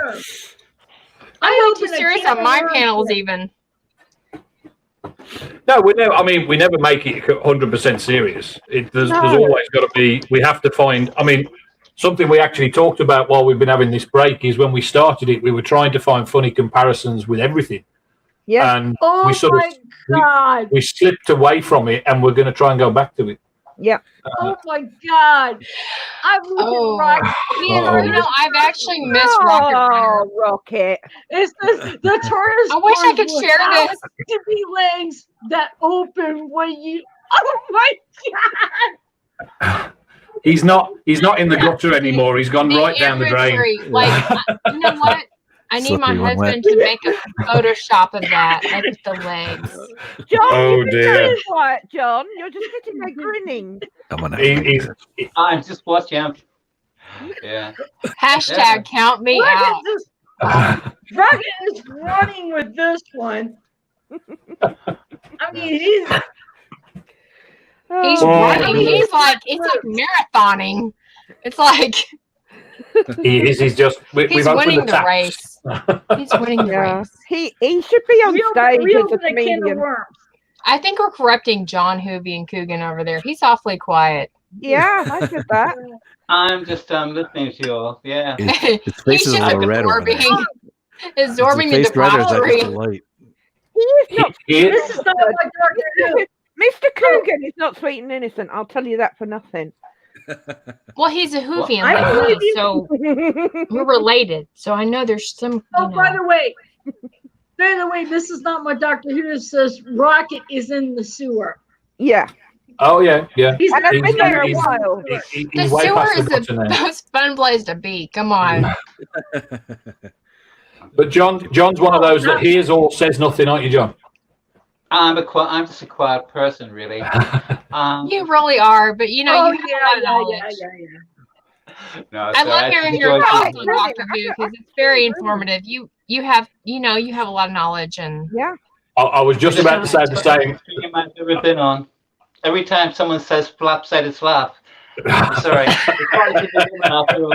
So no one looks at that console room the same anymore. See, I was just about to say you can guarantee to get the decent knowledge from John, and then he comes out with the flaps comment. So yeah, that's the beauty of it. Well-rounded individuals, many sides, many layers. I'm gonna have to do a live stream like this again. Yes, we should do it on the third. Yes. Yeah, I might do it on the third. You know what? One of these days, Michelle, we'll get you to do a drinking stream. Oh, we'll get you to come out of your shell, and you will embrace the dark side. He who collapses first wins. Okay, but I agree. We should do a supernatural stream, Mr. Hyde, Yvette, because that will be a lot of fun. Yeah, and Rocket's a fan of supernatural. Oh, that'd be perfect. We can do captions. Yeah. I can sit there smiling, but I haven't watched it. So watch seasons 1 through 4 and 5, and then after that, you don't have to watch anymore because after that, it kind of. Oh, by the way, it's Mary Whitehouse is spinning in her grave. I like that, Matthew. Definitely. Yep. Oh, here's what Dee says. Explains everything. The dildo sonnet, the TARDIS vagina.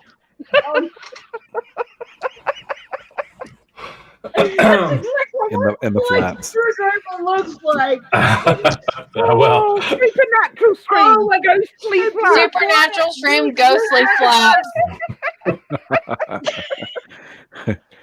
Oh, good job. Oh dear me! It's like this when you're sober. So what's it going to be like if you're drunk? It's awesome when you're drunk. Some of these comments and stuff about things are like, oh my god. Hey, as far as a comment to your wife, Neil, I will do another Red Dwarf stream. I just kind of like taking breaks. Yeah, she does like a Red Dwarf. I love it. I love it. I've embraced the Red Dwarf thing. Yeah. I really have. I've gone all in. I love it. I love Lister. I love Rimmer. He's a fellow snakehead. Yeah, the beginning with the rat. Our kids are affectionately known as snakeheads. Liz is a snakehead now. A fellow I embrace it. Yeah. Blue Eyes trying to get the red drawer. Yes, you need to watch it, Michelle. You need to embrace your inner smeghead. Yeah. That's right. Embrace your inner smeghead. Because once you do, you never go back. And even if you can't say smeghead, you can always go smeeg. Right, because you can be like Crichton and you can't like admit that you can't say it, right? Yeah. Well, lately my boyfriend's been watching Jessica Jones, and then now he's into I couldn't finish watching. The Crichton reference is amazing. Anyway, I couldn't finish watching that because David Tennant dies in it, and I can't deal with that. Oh no! Emotionally. No. I just can't. I actually have not watched it because of that. That's crazy, but true. Even though he's an a-hole on that. I just can't. Too much love for the Tennant. At this point, you could have just said asshole. I love David Tennant. I know. Oh, I love David Tennant. The fact that he's an a-hole in a show, asshole in a show, and I can't finish watching it because he dies. It really affects me. So. And you don't want to see him die. I don't. Because I actually like his character in the show. He's the best thing about the show. Why would you kill him off? Everybody watched him die in Doctor Who. We did, and that was sad. It was so sad. It's like, I actually sat with Peter Capaldi. That was hard. I was absolutely drunk. Believe me, even I was close to a tear when Peter Capaldi left because I knew what was coming. Yeah. No, but it wasn't just that because he was my doctor. Like he was the one that the obsession began with, and so for me that was very emotional. Like I was literally like tears to the point where, like I can't watch it. And it's not because he's regenerating to her, which it is, but you know, it's emotional. I felt the same about Tom Baker. I didn't watch it. Regenerated. He was the first one I really bawled at, honestly. His speech was amazing, though. Go ahead. I stopped at the end of. Didn't listen to a word of it, though, did she? Yeah. Oh, the first doctor that got me was Matt Smith when he regenerated. That speech, it's just. Everybody has one. He was my doctor. He was my doctor. I know. I was actually excited. I bawled like a baby when Tom died. See, it's a very new Who thing to have these long-winded speeches when they regenerate. Obviously, back in classic series, it was just a couple of lines and then they're gone. I remember being very excited when I'm not excited, but sad when John Pertwee regenerated into Tom Baker. And I knew it was going to happen, and I know like Tom Baker, but I was sad, because it was like I wanted more. Yeah. Sarah bending over. Please don't go. Yeah, I love John Pertwee though. He's my favorite. Yeah. I have to say, I'm a little biased. I love John Pertwee. He's my classic doctor. With John Pertwee, but obviously Tom Baker, because he ran for 7 years, that is more prevalent in my mind. Mm-hmm. But I have a lot of affection for John Pertwee as well. Honestly, I have a little crush because I think he was much more suave and much more serious than Tom Baker was. He's the James Bond of Doctor Who. We've said that. We talked about this on Mr. Hyde's podcast, didn't we? He was the very action man doctor, wasn't he? His as far as all the classics that I go back and rewatch is his that I rewatch the most out of all of them. Mm-hmm. Especially the Ambassadors in Space, which I think is just a complete brilliant episode that is underrated that people should watch. You mean Ambassadors of Death? Yeah, Ambassadors of Death. I'm sorry. Yeah. No, that's a great one. That's a great story. I like that, Gary. So Gary's comment, Michelle. Yeah, well, it was 7, I think. Yeah. I want 13's last words to be truck. What truck? Combine a Who, Supernatural, and Red Dwarf stream called it Short Ghost Flaps. There you go. You That would be an interesting combo, though, wouldn't Matthew it? Pounder says, Jody smells of smoked kippers. What are kippers? I don't know what kippers Kippers, are. they're smoked fish. Yeah, what are kippers? Oh, yeah, I can see that. Well, thankfully, I've never been close enough to find out. But My grandmother used to eat them. They're disgusting. Nobody, he just said no one will remember when the doctor was me. Now, I do love that line. Part. I do love that line. Yeah, I do love that. I do. And I loved it even better when Peter Capaldi said it, but that's just me. I'm a little biased. I was going to say there's no swaying towards Peter Capaldi there, is there, Andy? It's it's an obsession. It really is. It's an obsession, and I think that's what my obsession. I liked Doctor Who before, but when I saw Deep Breath, it was just like I started buying the merchandise. I started really loving Doctor Who, which is unfortunate because it was kind of the last 4 years of good Doctor Who. Yes. Yeah, you wouldn't have gone back to the classics. What? What was that? What's that? I said you wouldn't have gone back to the classics if you hadn't gotten into Capaldi. So yes, I've actually said it many many times. He's the one that inspired me to watch them all, and so I thank him for that. And plus, I feel like there was a lot of medical issues going on with me at that time. And I had an issue with anemia, which I didn't know I had. And I was basically wanting to kill myself every day. And the only thing that kept me from doing that is knowing every week there was a new episode of Peter Capaldi. So I had that connection. And so once I got the issue corrected, I realized it was some sort of medical issue, but it actually kept me alive. So I thank him for that. So there's like a love. And I think that's why I was so emotional when he regenerated. And yeah. Okay, the reason why I like Matt Smith is his energy, and plus, see, I have attention deficit disorder, hyperactivity. I won't deny it, but I always love theater. I'm always focused on arts, and for me, Matt Smith had it. He actualities, but he had a bit of wisdom, and that's what made me so excited. So easy to watch his episodes. Right, and I think everybody has that doctor. Everyone has that doctor. See, for me, even though my favourite is still Tom Baker, I've found something with every single one, except obviously the current one, that I have thought was the Doctor. Even some of the ones that people don't like Colin Baker or Sylvester McCoy. Yeah, there's a couple I like of Colin Baker's, definitely. Yeah. There's always been something I've found. Colin Baker. See, to me, it still seemed like the Doctor, even though he was in the very outrageous suit. He still seemed like the Doctor. Yeah, he was a little bit more sort of aggressive a couple of times, but I like that though. Yeah, I like the darker. See, that's the thing. I think it's a preference thing. I like more of a darker Doctor. That's why I like the Peter Capaldi in Deep Breath. Yes, because there was that, especially at the end when you didn't know if he actually killed that creature or not.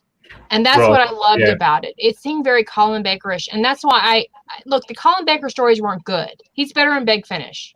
The stories are better than Big Finish. But his personality is so alien that I embraced it.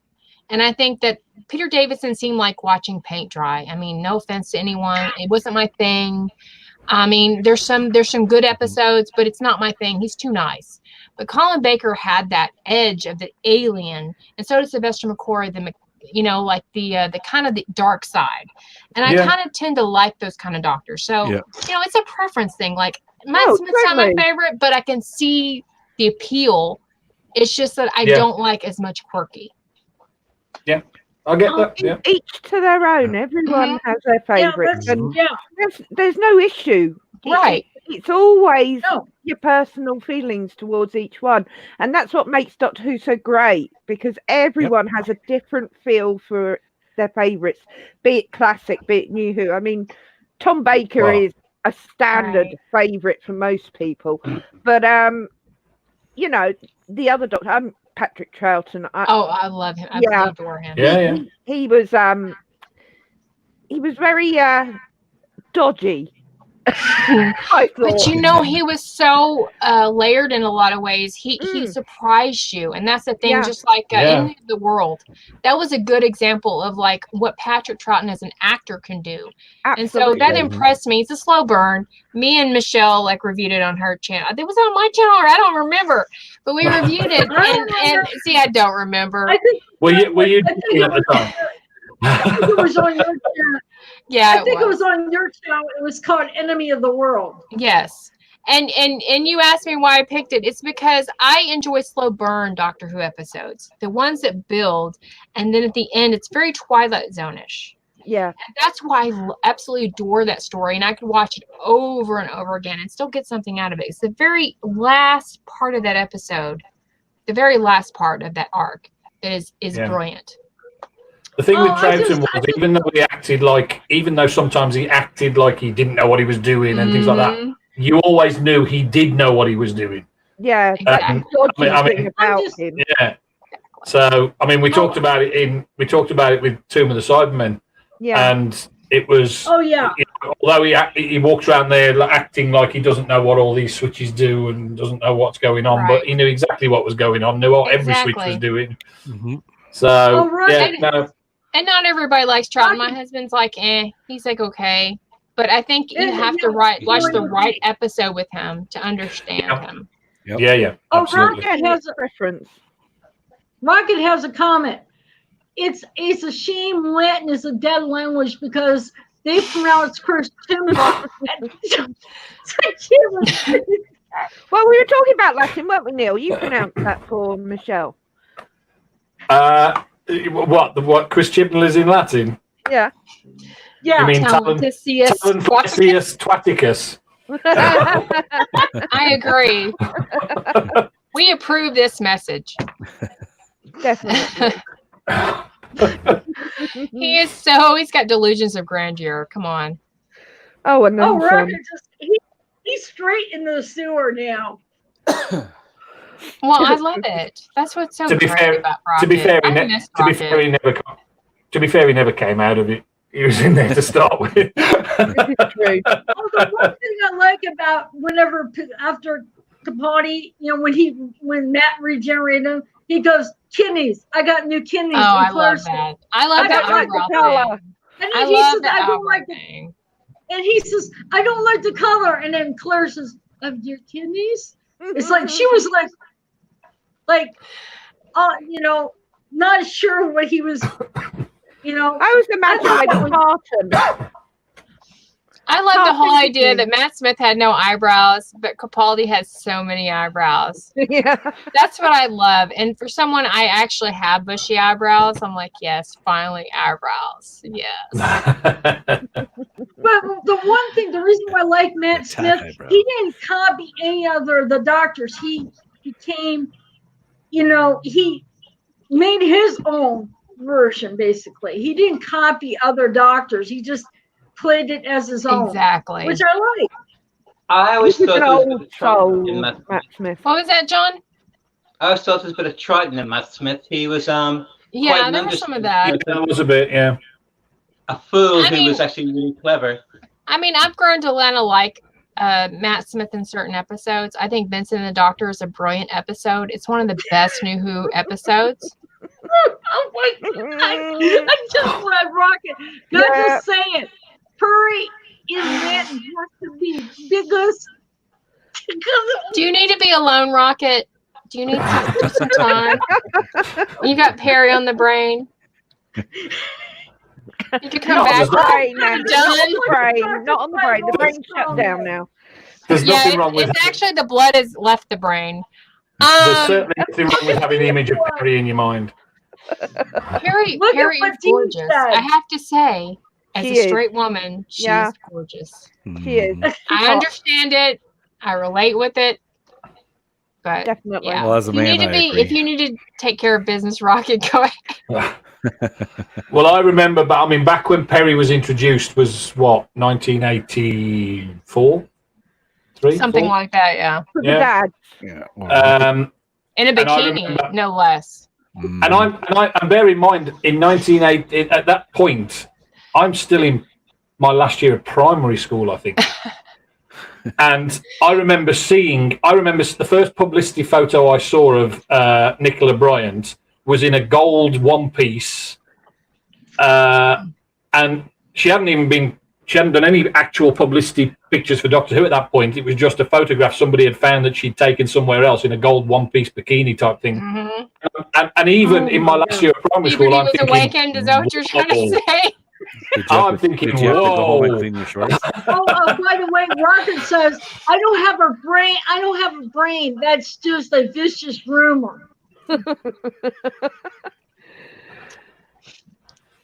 But no, I mean, through most of Classic Who, I think the female companions were, as they used to say, for the dads. Yep. You know, it was they were introduced. They were gorgeous, every one of them. I mean, okay. Other than Tegan. I just look at RetroDoc. Everything you need to know about Chris Chibnall can be summed up in one word: Cyberwoman. Absolutely, Gary. Absolutely, I agree, 100%. Honestly, that's the episode that I quit watching Torchwood at that point, and I didn't go forward. Actually, it was a terrible episode. Terrible. It's actually funny because literally a couple of days ago, Liz said to me, we haven't watched Torchwood for a while. Shall we have a rewatch of all of the Torchwood? And I said, the only problem with that is we've got to watch Cyberwoman. No, you don't. You can skip it. I mean, I got to the Capaldi era and then I got bored. I mean, not because it's Capaldi, because Capaldi actually plays, he's actually a very different character than the Doctor in that. So it kind of threw me. Yeah. Because I like a strong Capaldi character. I mean, because I'm used to the Doctor and other roles he's played, like Malcolm Tucker. So it kind of threw me. So I'll go back to it. But Malcolm Tucker's probably his most famous TV role, I think, isn't it? Mm-hmm. Yeah. Yeah. He's got ass in that show. You're my spirit animal. Gary just says, remember that photo? Holy crap. I think he's talking about the one in the gold bikini I was just talking about, yeah. Yeah. Gary also likes Romana. He's been on my channel. He goes into a happy place when Romana's on the screen because we did Stones of Blood, I think a couple weeks ago. He was like, I'm quiet because Romana's on the screen. I guess it's quiet very often, is he? Remember the one big finish we were doing in Daniel and Gary? We were drooling over Paul McGann. Like, oh yeah, I know. And they're just like, they don't get it because they're men. No, they don't. Wait till the Supernatural stream. He likes. Oh my God. We need to do one because I'm telling you, it would be just like Dean Winchester all day. Oh yeah. And I'm bi-curious to Sam. Oh yeah. Oh okay. Oh, you want friction there, girl? You know what I mean, Yvette. Yeah, I do. Imagine Shimbo in a gold bikini. That would drive you to drink. My theory is Chibnall's a little on the, funny side, but that's just now you see putting that sort of image into people's heads, that's just nasty. Oh my God, Matthew. Turlo and I like Turlo, but I don't want to see him in a Speedo. No thanks. No. I like Turlo as a character, but as far as being attracted, he was wet in a Speedo. I don't think any of the Doctor Who companions that were male I'd want to see in a Speedo. Jack Harkness. Jack Harkness. Oh, Jack, yes. Oh, okay. Now, Jack Harkness, yeah. Well, you didn't want to look up Jack Harkness. If Michelle wants... Jack Harkness would be the only one that put a Speedo on. Are you kidding? Yeah. He's the only one that has the balls to get in a Speedo. There it is. There it is. Oh my God. I just became a lesbian. I'm muting myself for the next 5 minutes. That is gorgeous. Oh my God, I would kill for her body. Yeah. And that was before she was cast as Perry. And her eyes are amazing in that. I don't know if it's against the lighting, but damn. Yeah. Damn. That was the first episode of Nicola Bryant. Wow. Absolutely gorgeous. I need a moment. Damn. I need a moment. What the hell? A gorgeous woman. Michelle comes back and we're all paused for a second. We're all muted. Michelle's like, what the hell has happened to my stream? I was going to say, Michelle's John's getting a closer look. Did you see that? Michelle's had to take a moment. John's like, oh, I need to get up closer. Well, I could make it bigger, but it's a bit. There you go. All right. I also like. Yeah, she is absolutely gorgeous. Like I have to say, she is a beautiful woman now. Yeah. I just hope to be that. That's what I'm striving to be. It just sort of brings home what I meant by they introduced most of the female companions for the dads when they look like that. So. And there's nothing wrong with that. I think that's healthy and normal. It's like females got Jack Harkness, and that was fine with me. And I think that's totally okay. Now they don't want to do that because they're afraid. Like, I don't know what they're afraid of. Like, give some eye candy. Nothing wrong with that. Women don't look at it like that. Most women will go, yeah, she's gorgeous. And that's it. Absolutely. We don't have a problem saying that. I thought Sarah Jane was beautiful. She was. In a different way. In a different way. Romana was just stunning. Dead gorgeous. Yeah. But, Perry was just like, that's a thing. And that's totally okay. Bury your head in them. Bury your head in them. Yeah, I thought Harry was attractive. Yeah, I think Harry. John Pertwee's kind of sexy. I mean, I was just distracted by what Dean's saying about that picture I just put up. Yeah, I know. He's thinking about it. He's wiping his monitor off as we speak. Or thinking my sexuality. No, I'm kidding. Well, Michelle disappeared as soon as I put it up. Yeah, Michelle, you're okay. She's wanting to be like, okay, I'm not involved in this. This is all y'all. What done this? When you just put that picture of Nicola Bryant up, you disappeared. She's like, I want no part of this. Y'all are on your own. Your own debauchery. Well, Michelle, damn. Like, honestly, she had really, she's amazing. Anyway. I mean, do you guys remember the picture with Katie Manning in the Dalek? I do. Yeah, that was controversial, I'm sure, at the time. Yeah. I'm sure it was more controversial then, but she looked pretty good, too. Yeah. I mean, she did a couple of different versions. There were a couple of sort of cleaner versions, and I think there were a couple of more X-rated versions as well. But it was after she'd left Doctor Who, I think, when she did them. And I think they didn't go down well with certain people. I never thought there was anything wrong with them. Well, I mean, I understand at the time because I think it was still considered a children's show. So that's probably where they were thinking of. I'm sure Mary Whitehouse lost her shit over that one. I mean, that's why I'm worried about sort of some people seeing the picture, but I do have it if because it's a very it's a little like I love the Dalek in a way. It's a very famous picture of Katie Manning, so of course everyone's seen it mostly. Yeah, well, this is. Go ahead, Michelle. Michelle, if you want to pop it up. Stream. When I disappeared, it's like my boyfriend. He told me he was torn up to get juice, and he needed. Oh right, no. Mr. Hyde's comment is every man's comment in the universe, right? What's your comment, Mr. Hyde? He just made a sound. That's all we need to know. Oh my God, Dean said gotta go clean my shorts. Okay, Rocket, run with this. Run with this. You don't need to run with that, Michelle. I don't think you need any captions for that one. Right. Is that a banana in your pocket, or are you just glad to see me? And the Dalek's happy. Look at his eye start sticking up in the air. He's done one. Oh my God! Dolly took the plunger on that one. The only thing that I thought Joe Grant could have used a better hairstyle. It was like the Florence Henderson hairstyle of the 70s that kind of threw me. Yeah, just ruined it. Oh, sorry. God. Sorry to do that to you. Brady Bunch. Oh, Matthew Penner says, eye stalk between the legs, exterminate. Oh, that's not what it says, Michelle. She's too innocent, Neil. Let her have her innocence. Don't corrupt her. Let's have Michelle, the angel that she is. Let's all be the demons. Fornicate. I'm not right now. And procreate. Rocky's been more to the point.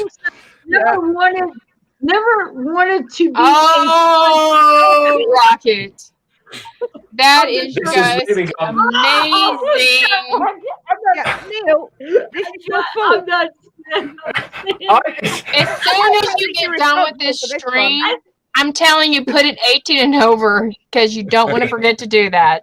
It's not my fault. People just keep mentioning these pictures. It's not my fault I happen to have them there. No, I'm not saying you have fault. I'm just saying, Michelle, take my advice. You know, in the last stream when we talked about the dollar. In fact, just do that every stream. That way you don't have to worry about it. Yeah. Especially if you invite all of us on. Just do 18 plus, and you're safe. Yeah. Yes. Oh my God! I remember when we talked about the law, like showing emotion in the last scene. Well, that dollar queer. But it is in the comments, so we're not going to like repeat They're all going for it. Plunge me. Yeah, that's what it looks like to me too. I agree. She's asking for it. She's asking. She's straddling it. What are you on She about? likes the Dalek. Who doesn't like Dalek? Well, yeah, I'm just saying she likes the Dalek. What could be more tasteful than standing there with your legs around a plunger? Sure. That is totally normal. Totally normal behavior. Yeah, I do it every day. Oh no! Keep her personal like that. Keep her personal how this and Yvette. Come on. We don't need any TMI. Do you notice I don't look surprised at that comment? Look, we know you're thinking about Dean Winchester and Tom again, but TMI. Yeah. Rocker, if Jody did that photo like that with a doctor, its plunger would go. Basically, because she looks like a 12-year-old boy. That's probably why. Well, as Mr. Hyde pointed out, the one with Katie Manning's its eye stalk is quite raised. Yep. As it should be. You were happy about it. Like Perry. As it should be. Or it could be just an embarrassed Dalek and it's just trying to look anywhere other than the way she is. It's like... No. Yeah. I can't believe I agreed to do this. It almost looks like she's riding the Dalek. Now imagine that he switches out with a naked Tom Baker. How would you react? What'd you say? How would you react if this was a naked Tom Baker or John Pertwee? How would you react? I can safely say I haven't got those pictures. If it was simply say that the plunger was in an awkward position. Again, Bluebonnet. No, that's a little too. No. Put Dean Winchester over it. That's fine. No, not with the plunger. That's a little too Jack Harkness. Maybe Jack Harkness I could see. Yeah. I just always wondered whether it was an empty Dalek or whether there was actually a guy in there getting very hot and sweaty. Probably. Damn. Like, this is the best job in the universe. Roger says there may be a gay Dalek. The producer of that photo shoot. The producer of that photo shoot said, "Well, we don't need an operator inside this one because we can just move it into position." And all the operators suddenly, "Yeah, I'll do it." Yeah, right. He's like, "Fuck that, I'm going in." Oh dear. Now, you know, You're making me laugh so hard. I almost want to pee my pants. Well, that's all right. Yvette's normally doing that when we're on our stream. Laughing so hard, I meant. Oh, Rocket said, here he said something about this, about the guy, a guy in there getting hot and sweaty. That happened after the photo shoot. Oh, Dr. 50. Oh my God, I can't believe you. I bet there was some. My perception of you has totally changed. You have my respect. You have my respect. They always used to say that Kenny Baker inside R2D2 asked for porn mags in there when he was inside R2D2. Wow, that's true. That's true. That's disturbing. Yeah. That's when he was put in the R2D2 shell, he asked for some porn mags to be in there with him. Ooh, some freaky people. Well, if you were stuck in there for the day. Well, I think that was the point. He couldn't get out very often, so he wanted some light reading while he was in there. Light reading? That's light reading. It was a tripod. That's hard reading. Dean said, I'm related to Kenny Baker. Okay. Wow. Okay. I bet you are.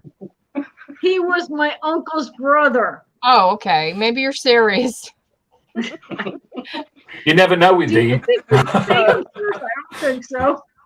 I don't know what you're trying to say. Let's put it this way. I think the stream is went. Yeah. No, it's gone up. Gone up? Why would it gone up? Because we're having fun. That's really true. Michelle, if you've enjoyed it, then that's all that counts. That's the point. That's the actual point. Regardless if we've gone to the depths of hell, it doesn't matter. By the way, happiness is the road. Yeah. This is the first longest stream I've done, Blue Bonnet. Yeah, it's the longest stream we've done. It's because we're all having fun and laughing. We are, and I needed this. I really did. Yeah, it's been a great stream, Michelle. It really has. Oh yeah, I mean 2 hours 16 minutes. You know. I know this is a first for you. Usually, shut it down in an hour. Pure debauchery. So you're having fun. Oh my God! R2D2 had a brother gender fluid sibling. Are you one to? No, I actually think Dean's genuinely serious. Okay, cool. Okay, I was just wondering. You ruined my joke, Dean, but okay. I need this because my blood sugar's been going. My blood sugar is like going 200, sometimes up to 300. So I need this to basically probably help level it out with all the relaxation.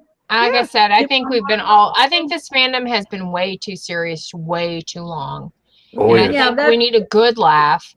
And I think we need to quit taking things so seriously because, you know, we have 54 years of brilliance and 2 years of shit. So look at it that way. You know what I mean? Myself, Andy. The thing is, we haven't hurt anybody. We haven't sort of got personal personal a little bit, but not personal about individuals. No. And you just have a laugh. Exactly. Absolutely. And this is what we need. We didn't say anything negative or bashed anybody. We just more alcohol. That's true. Alcohol is the savior of everything. Oh my God. Embrace it, Michelle. What? Embrace it. She's embraced it. Embrace it. If someone embrace your inner alcoholic, please. Yeah, if someone had a plunger from the Kitty Manning photo, basically, he's saying if someone had the plunger from the KMA, how much would they get for it? On eBay? Put it on auction. I'd be very surprised if that Dalek didn't sell for a few quid. Let's put it like that. Oh dear. Oh, well, it's very late for me, Michelle. Oh yeah, I'm fixing to have to go too. I need to eat something of all the alcohol I've drank. Oh,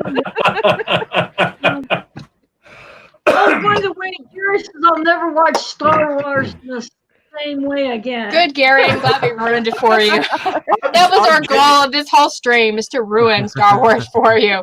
Not that the Rise of Skywalker didn't do that enough. Sorry, Gary. Sorry. Yeah, well, anyway, that was in a documentary about Star Wars I watched at one point. That's what he asked for inside R2D2. So anyway, I should need to end the stream because it's like dinner time for me. Right. And this is the longest one I've ever did. It's I need to go eat some carbs and soak up this alcohol. So yeah, we all.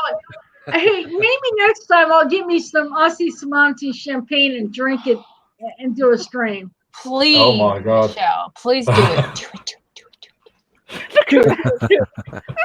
You've already crossed over to the dark side, so you might as well just go that one I step want further. it. I want it so bad. I want to see that side of you, Michelle. I do. Yeah. I think we've seen another side of her today. Absolutely. I know, and I love it. I absolutely love it. She's having fun. I haven't seen her smile this much in a long time. No. Oh, I mean, with all this going on, I mean, I have laughed so hard that my back has started hurting from laughing so hard. I suffered for your stream today, Michelle, putting that bloody wig on. Oh, thanks. Thanks. It was a little bit of my pet. You took it for the team. What is that? What do you got, Yvette? What is that? That's the wig she was wearing. Oh, your wig. I thought it was like, actually thought it was a cat. I was like, oh my God. Yeah. She's playing with her pussy again. I don't think we should go into what this one looks like when it's not on the head, but never mind. That looks more like. Yeah, where'd you get that? It was a really good Amazon purchase for $4.99. You know what? It actually looks realistic because his hair was like that. It was, yeah. It was a bloody nightmare. It's like a pubic hair city. It was a great reveal. Anyway, yes, it was amazing.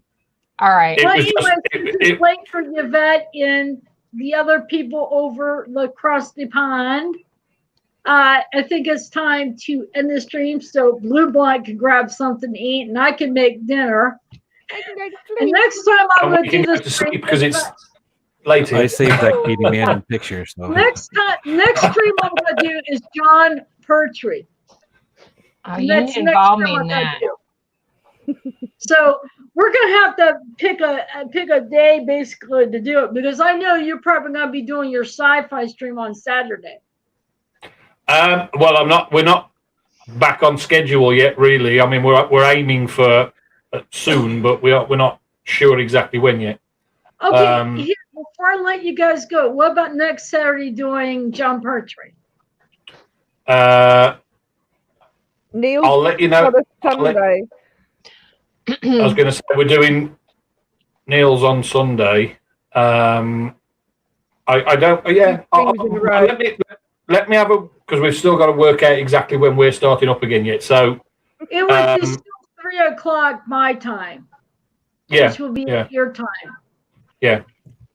If we're not doing obviously if we're not doing a sci-fi stream, then yeah. But if we are, then that's at the same time. Well, yeah, if you guys doing the sci-fi, maybe we could do it. Honestly, we haven't finished finalising when we're back yet. We've not made any decisions yet. So it's I've got certain things in place, but we've still got to get a few things sorted out. So let me. Go on. And maybe I'll buy me some alcohol for that one. Oh, right. I'll have to be there for that. I'll make a point. Although we do have our minuet and howl at 11 a.m. my time. Remember, you're the newbie. You have to give your opinion. Oh yeah, Paul McGann, remember? I have to listen to Paul McGann's story for that Saturday. I have to re-listen to it. I've listened to it a lot, but I need to re-listen to it again. I just don't want to choke that companion. You know I don't like Charlie either. Yeah, I don't like Charlie either. I'm not a fan. I think it's because he's with she's with our man. And I think that's what it is. Oh God, just look what Mrs. Not my Dr. Who says. Yeah, she wants to see drunk Michelle. Oh God. I think drunk Michelle would be really fun, honestly. Oh, yeah, halfway there, Michelle. Jeez, now it's Steve. I wonder if Rocket's going to chime in with that one. See, Dean says it needs to happen. So. They're all saying it.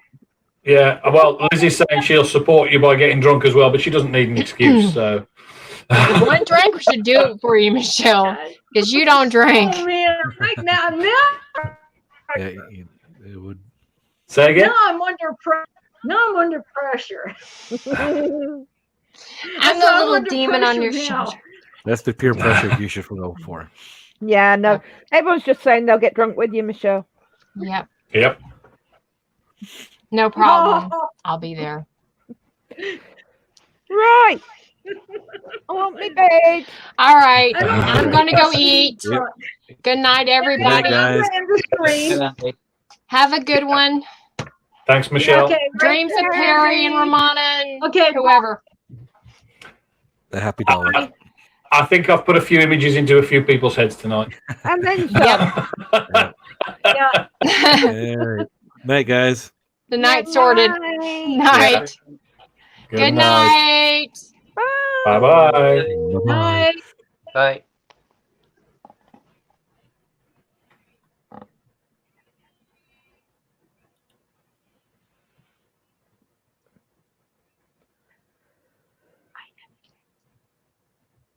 You have to hit end stream.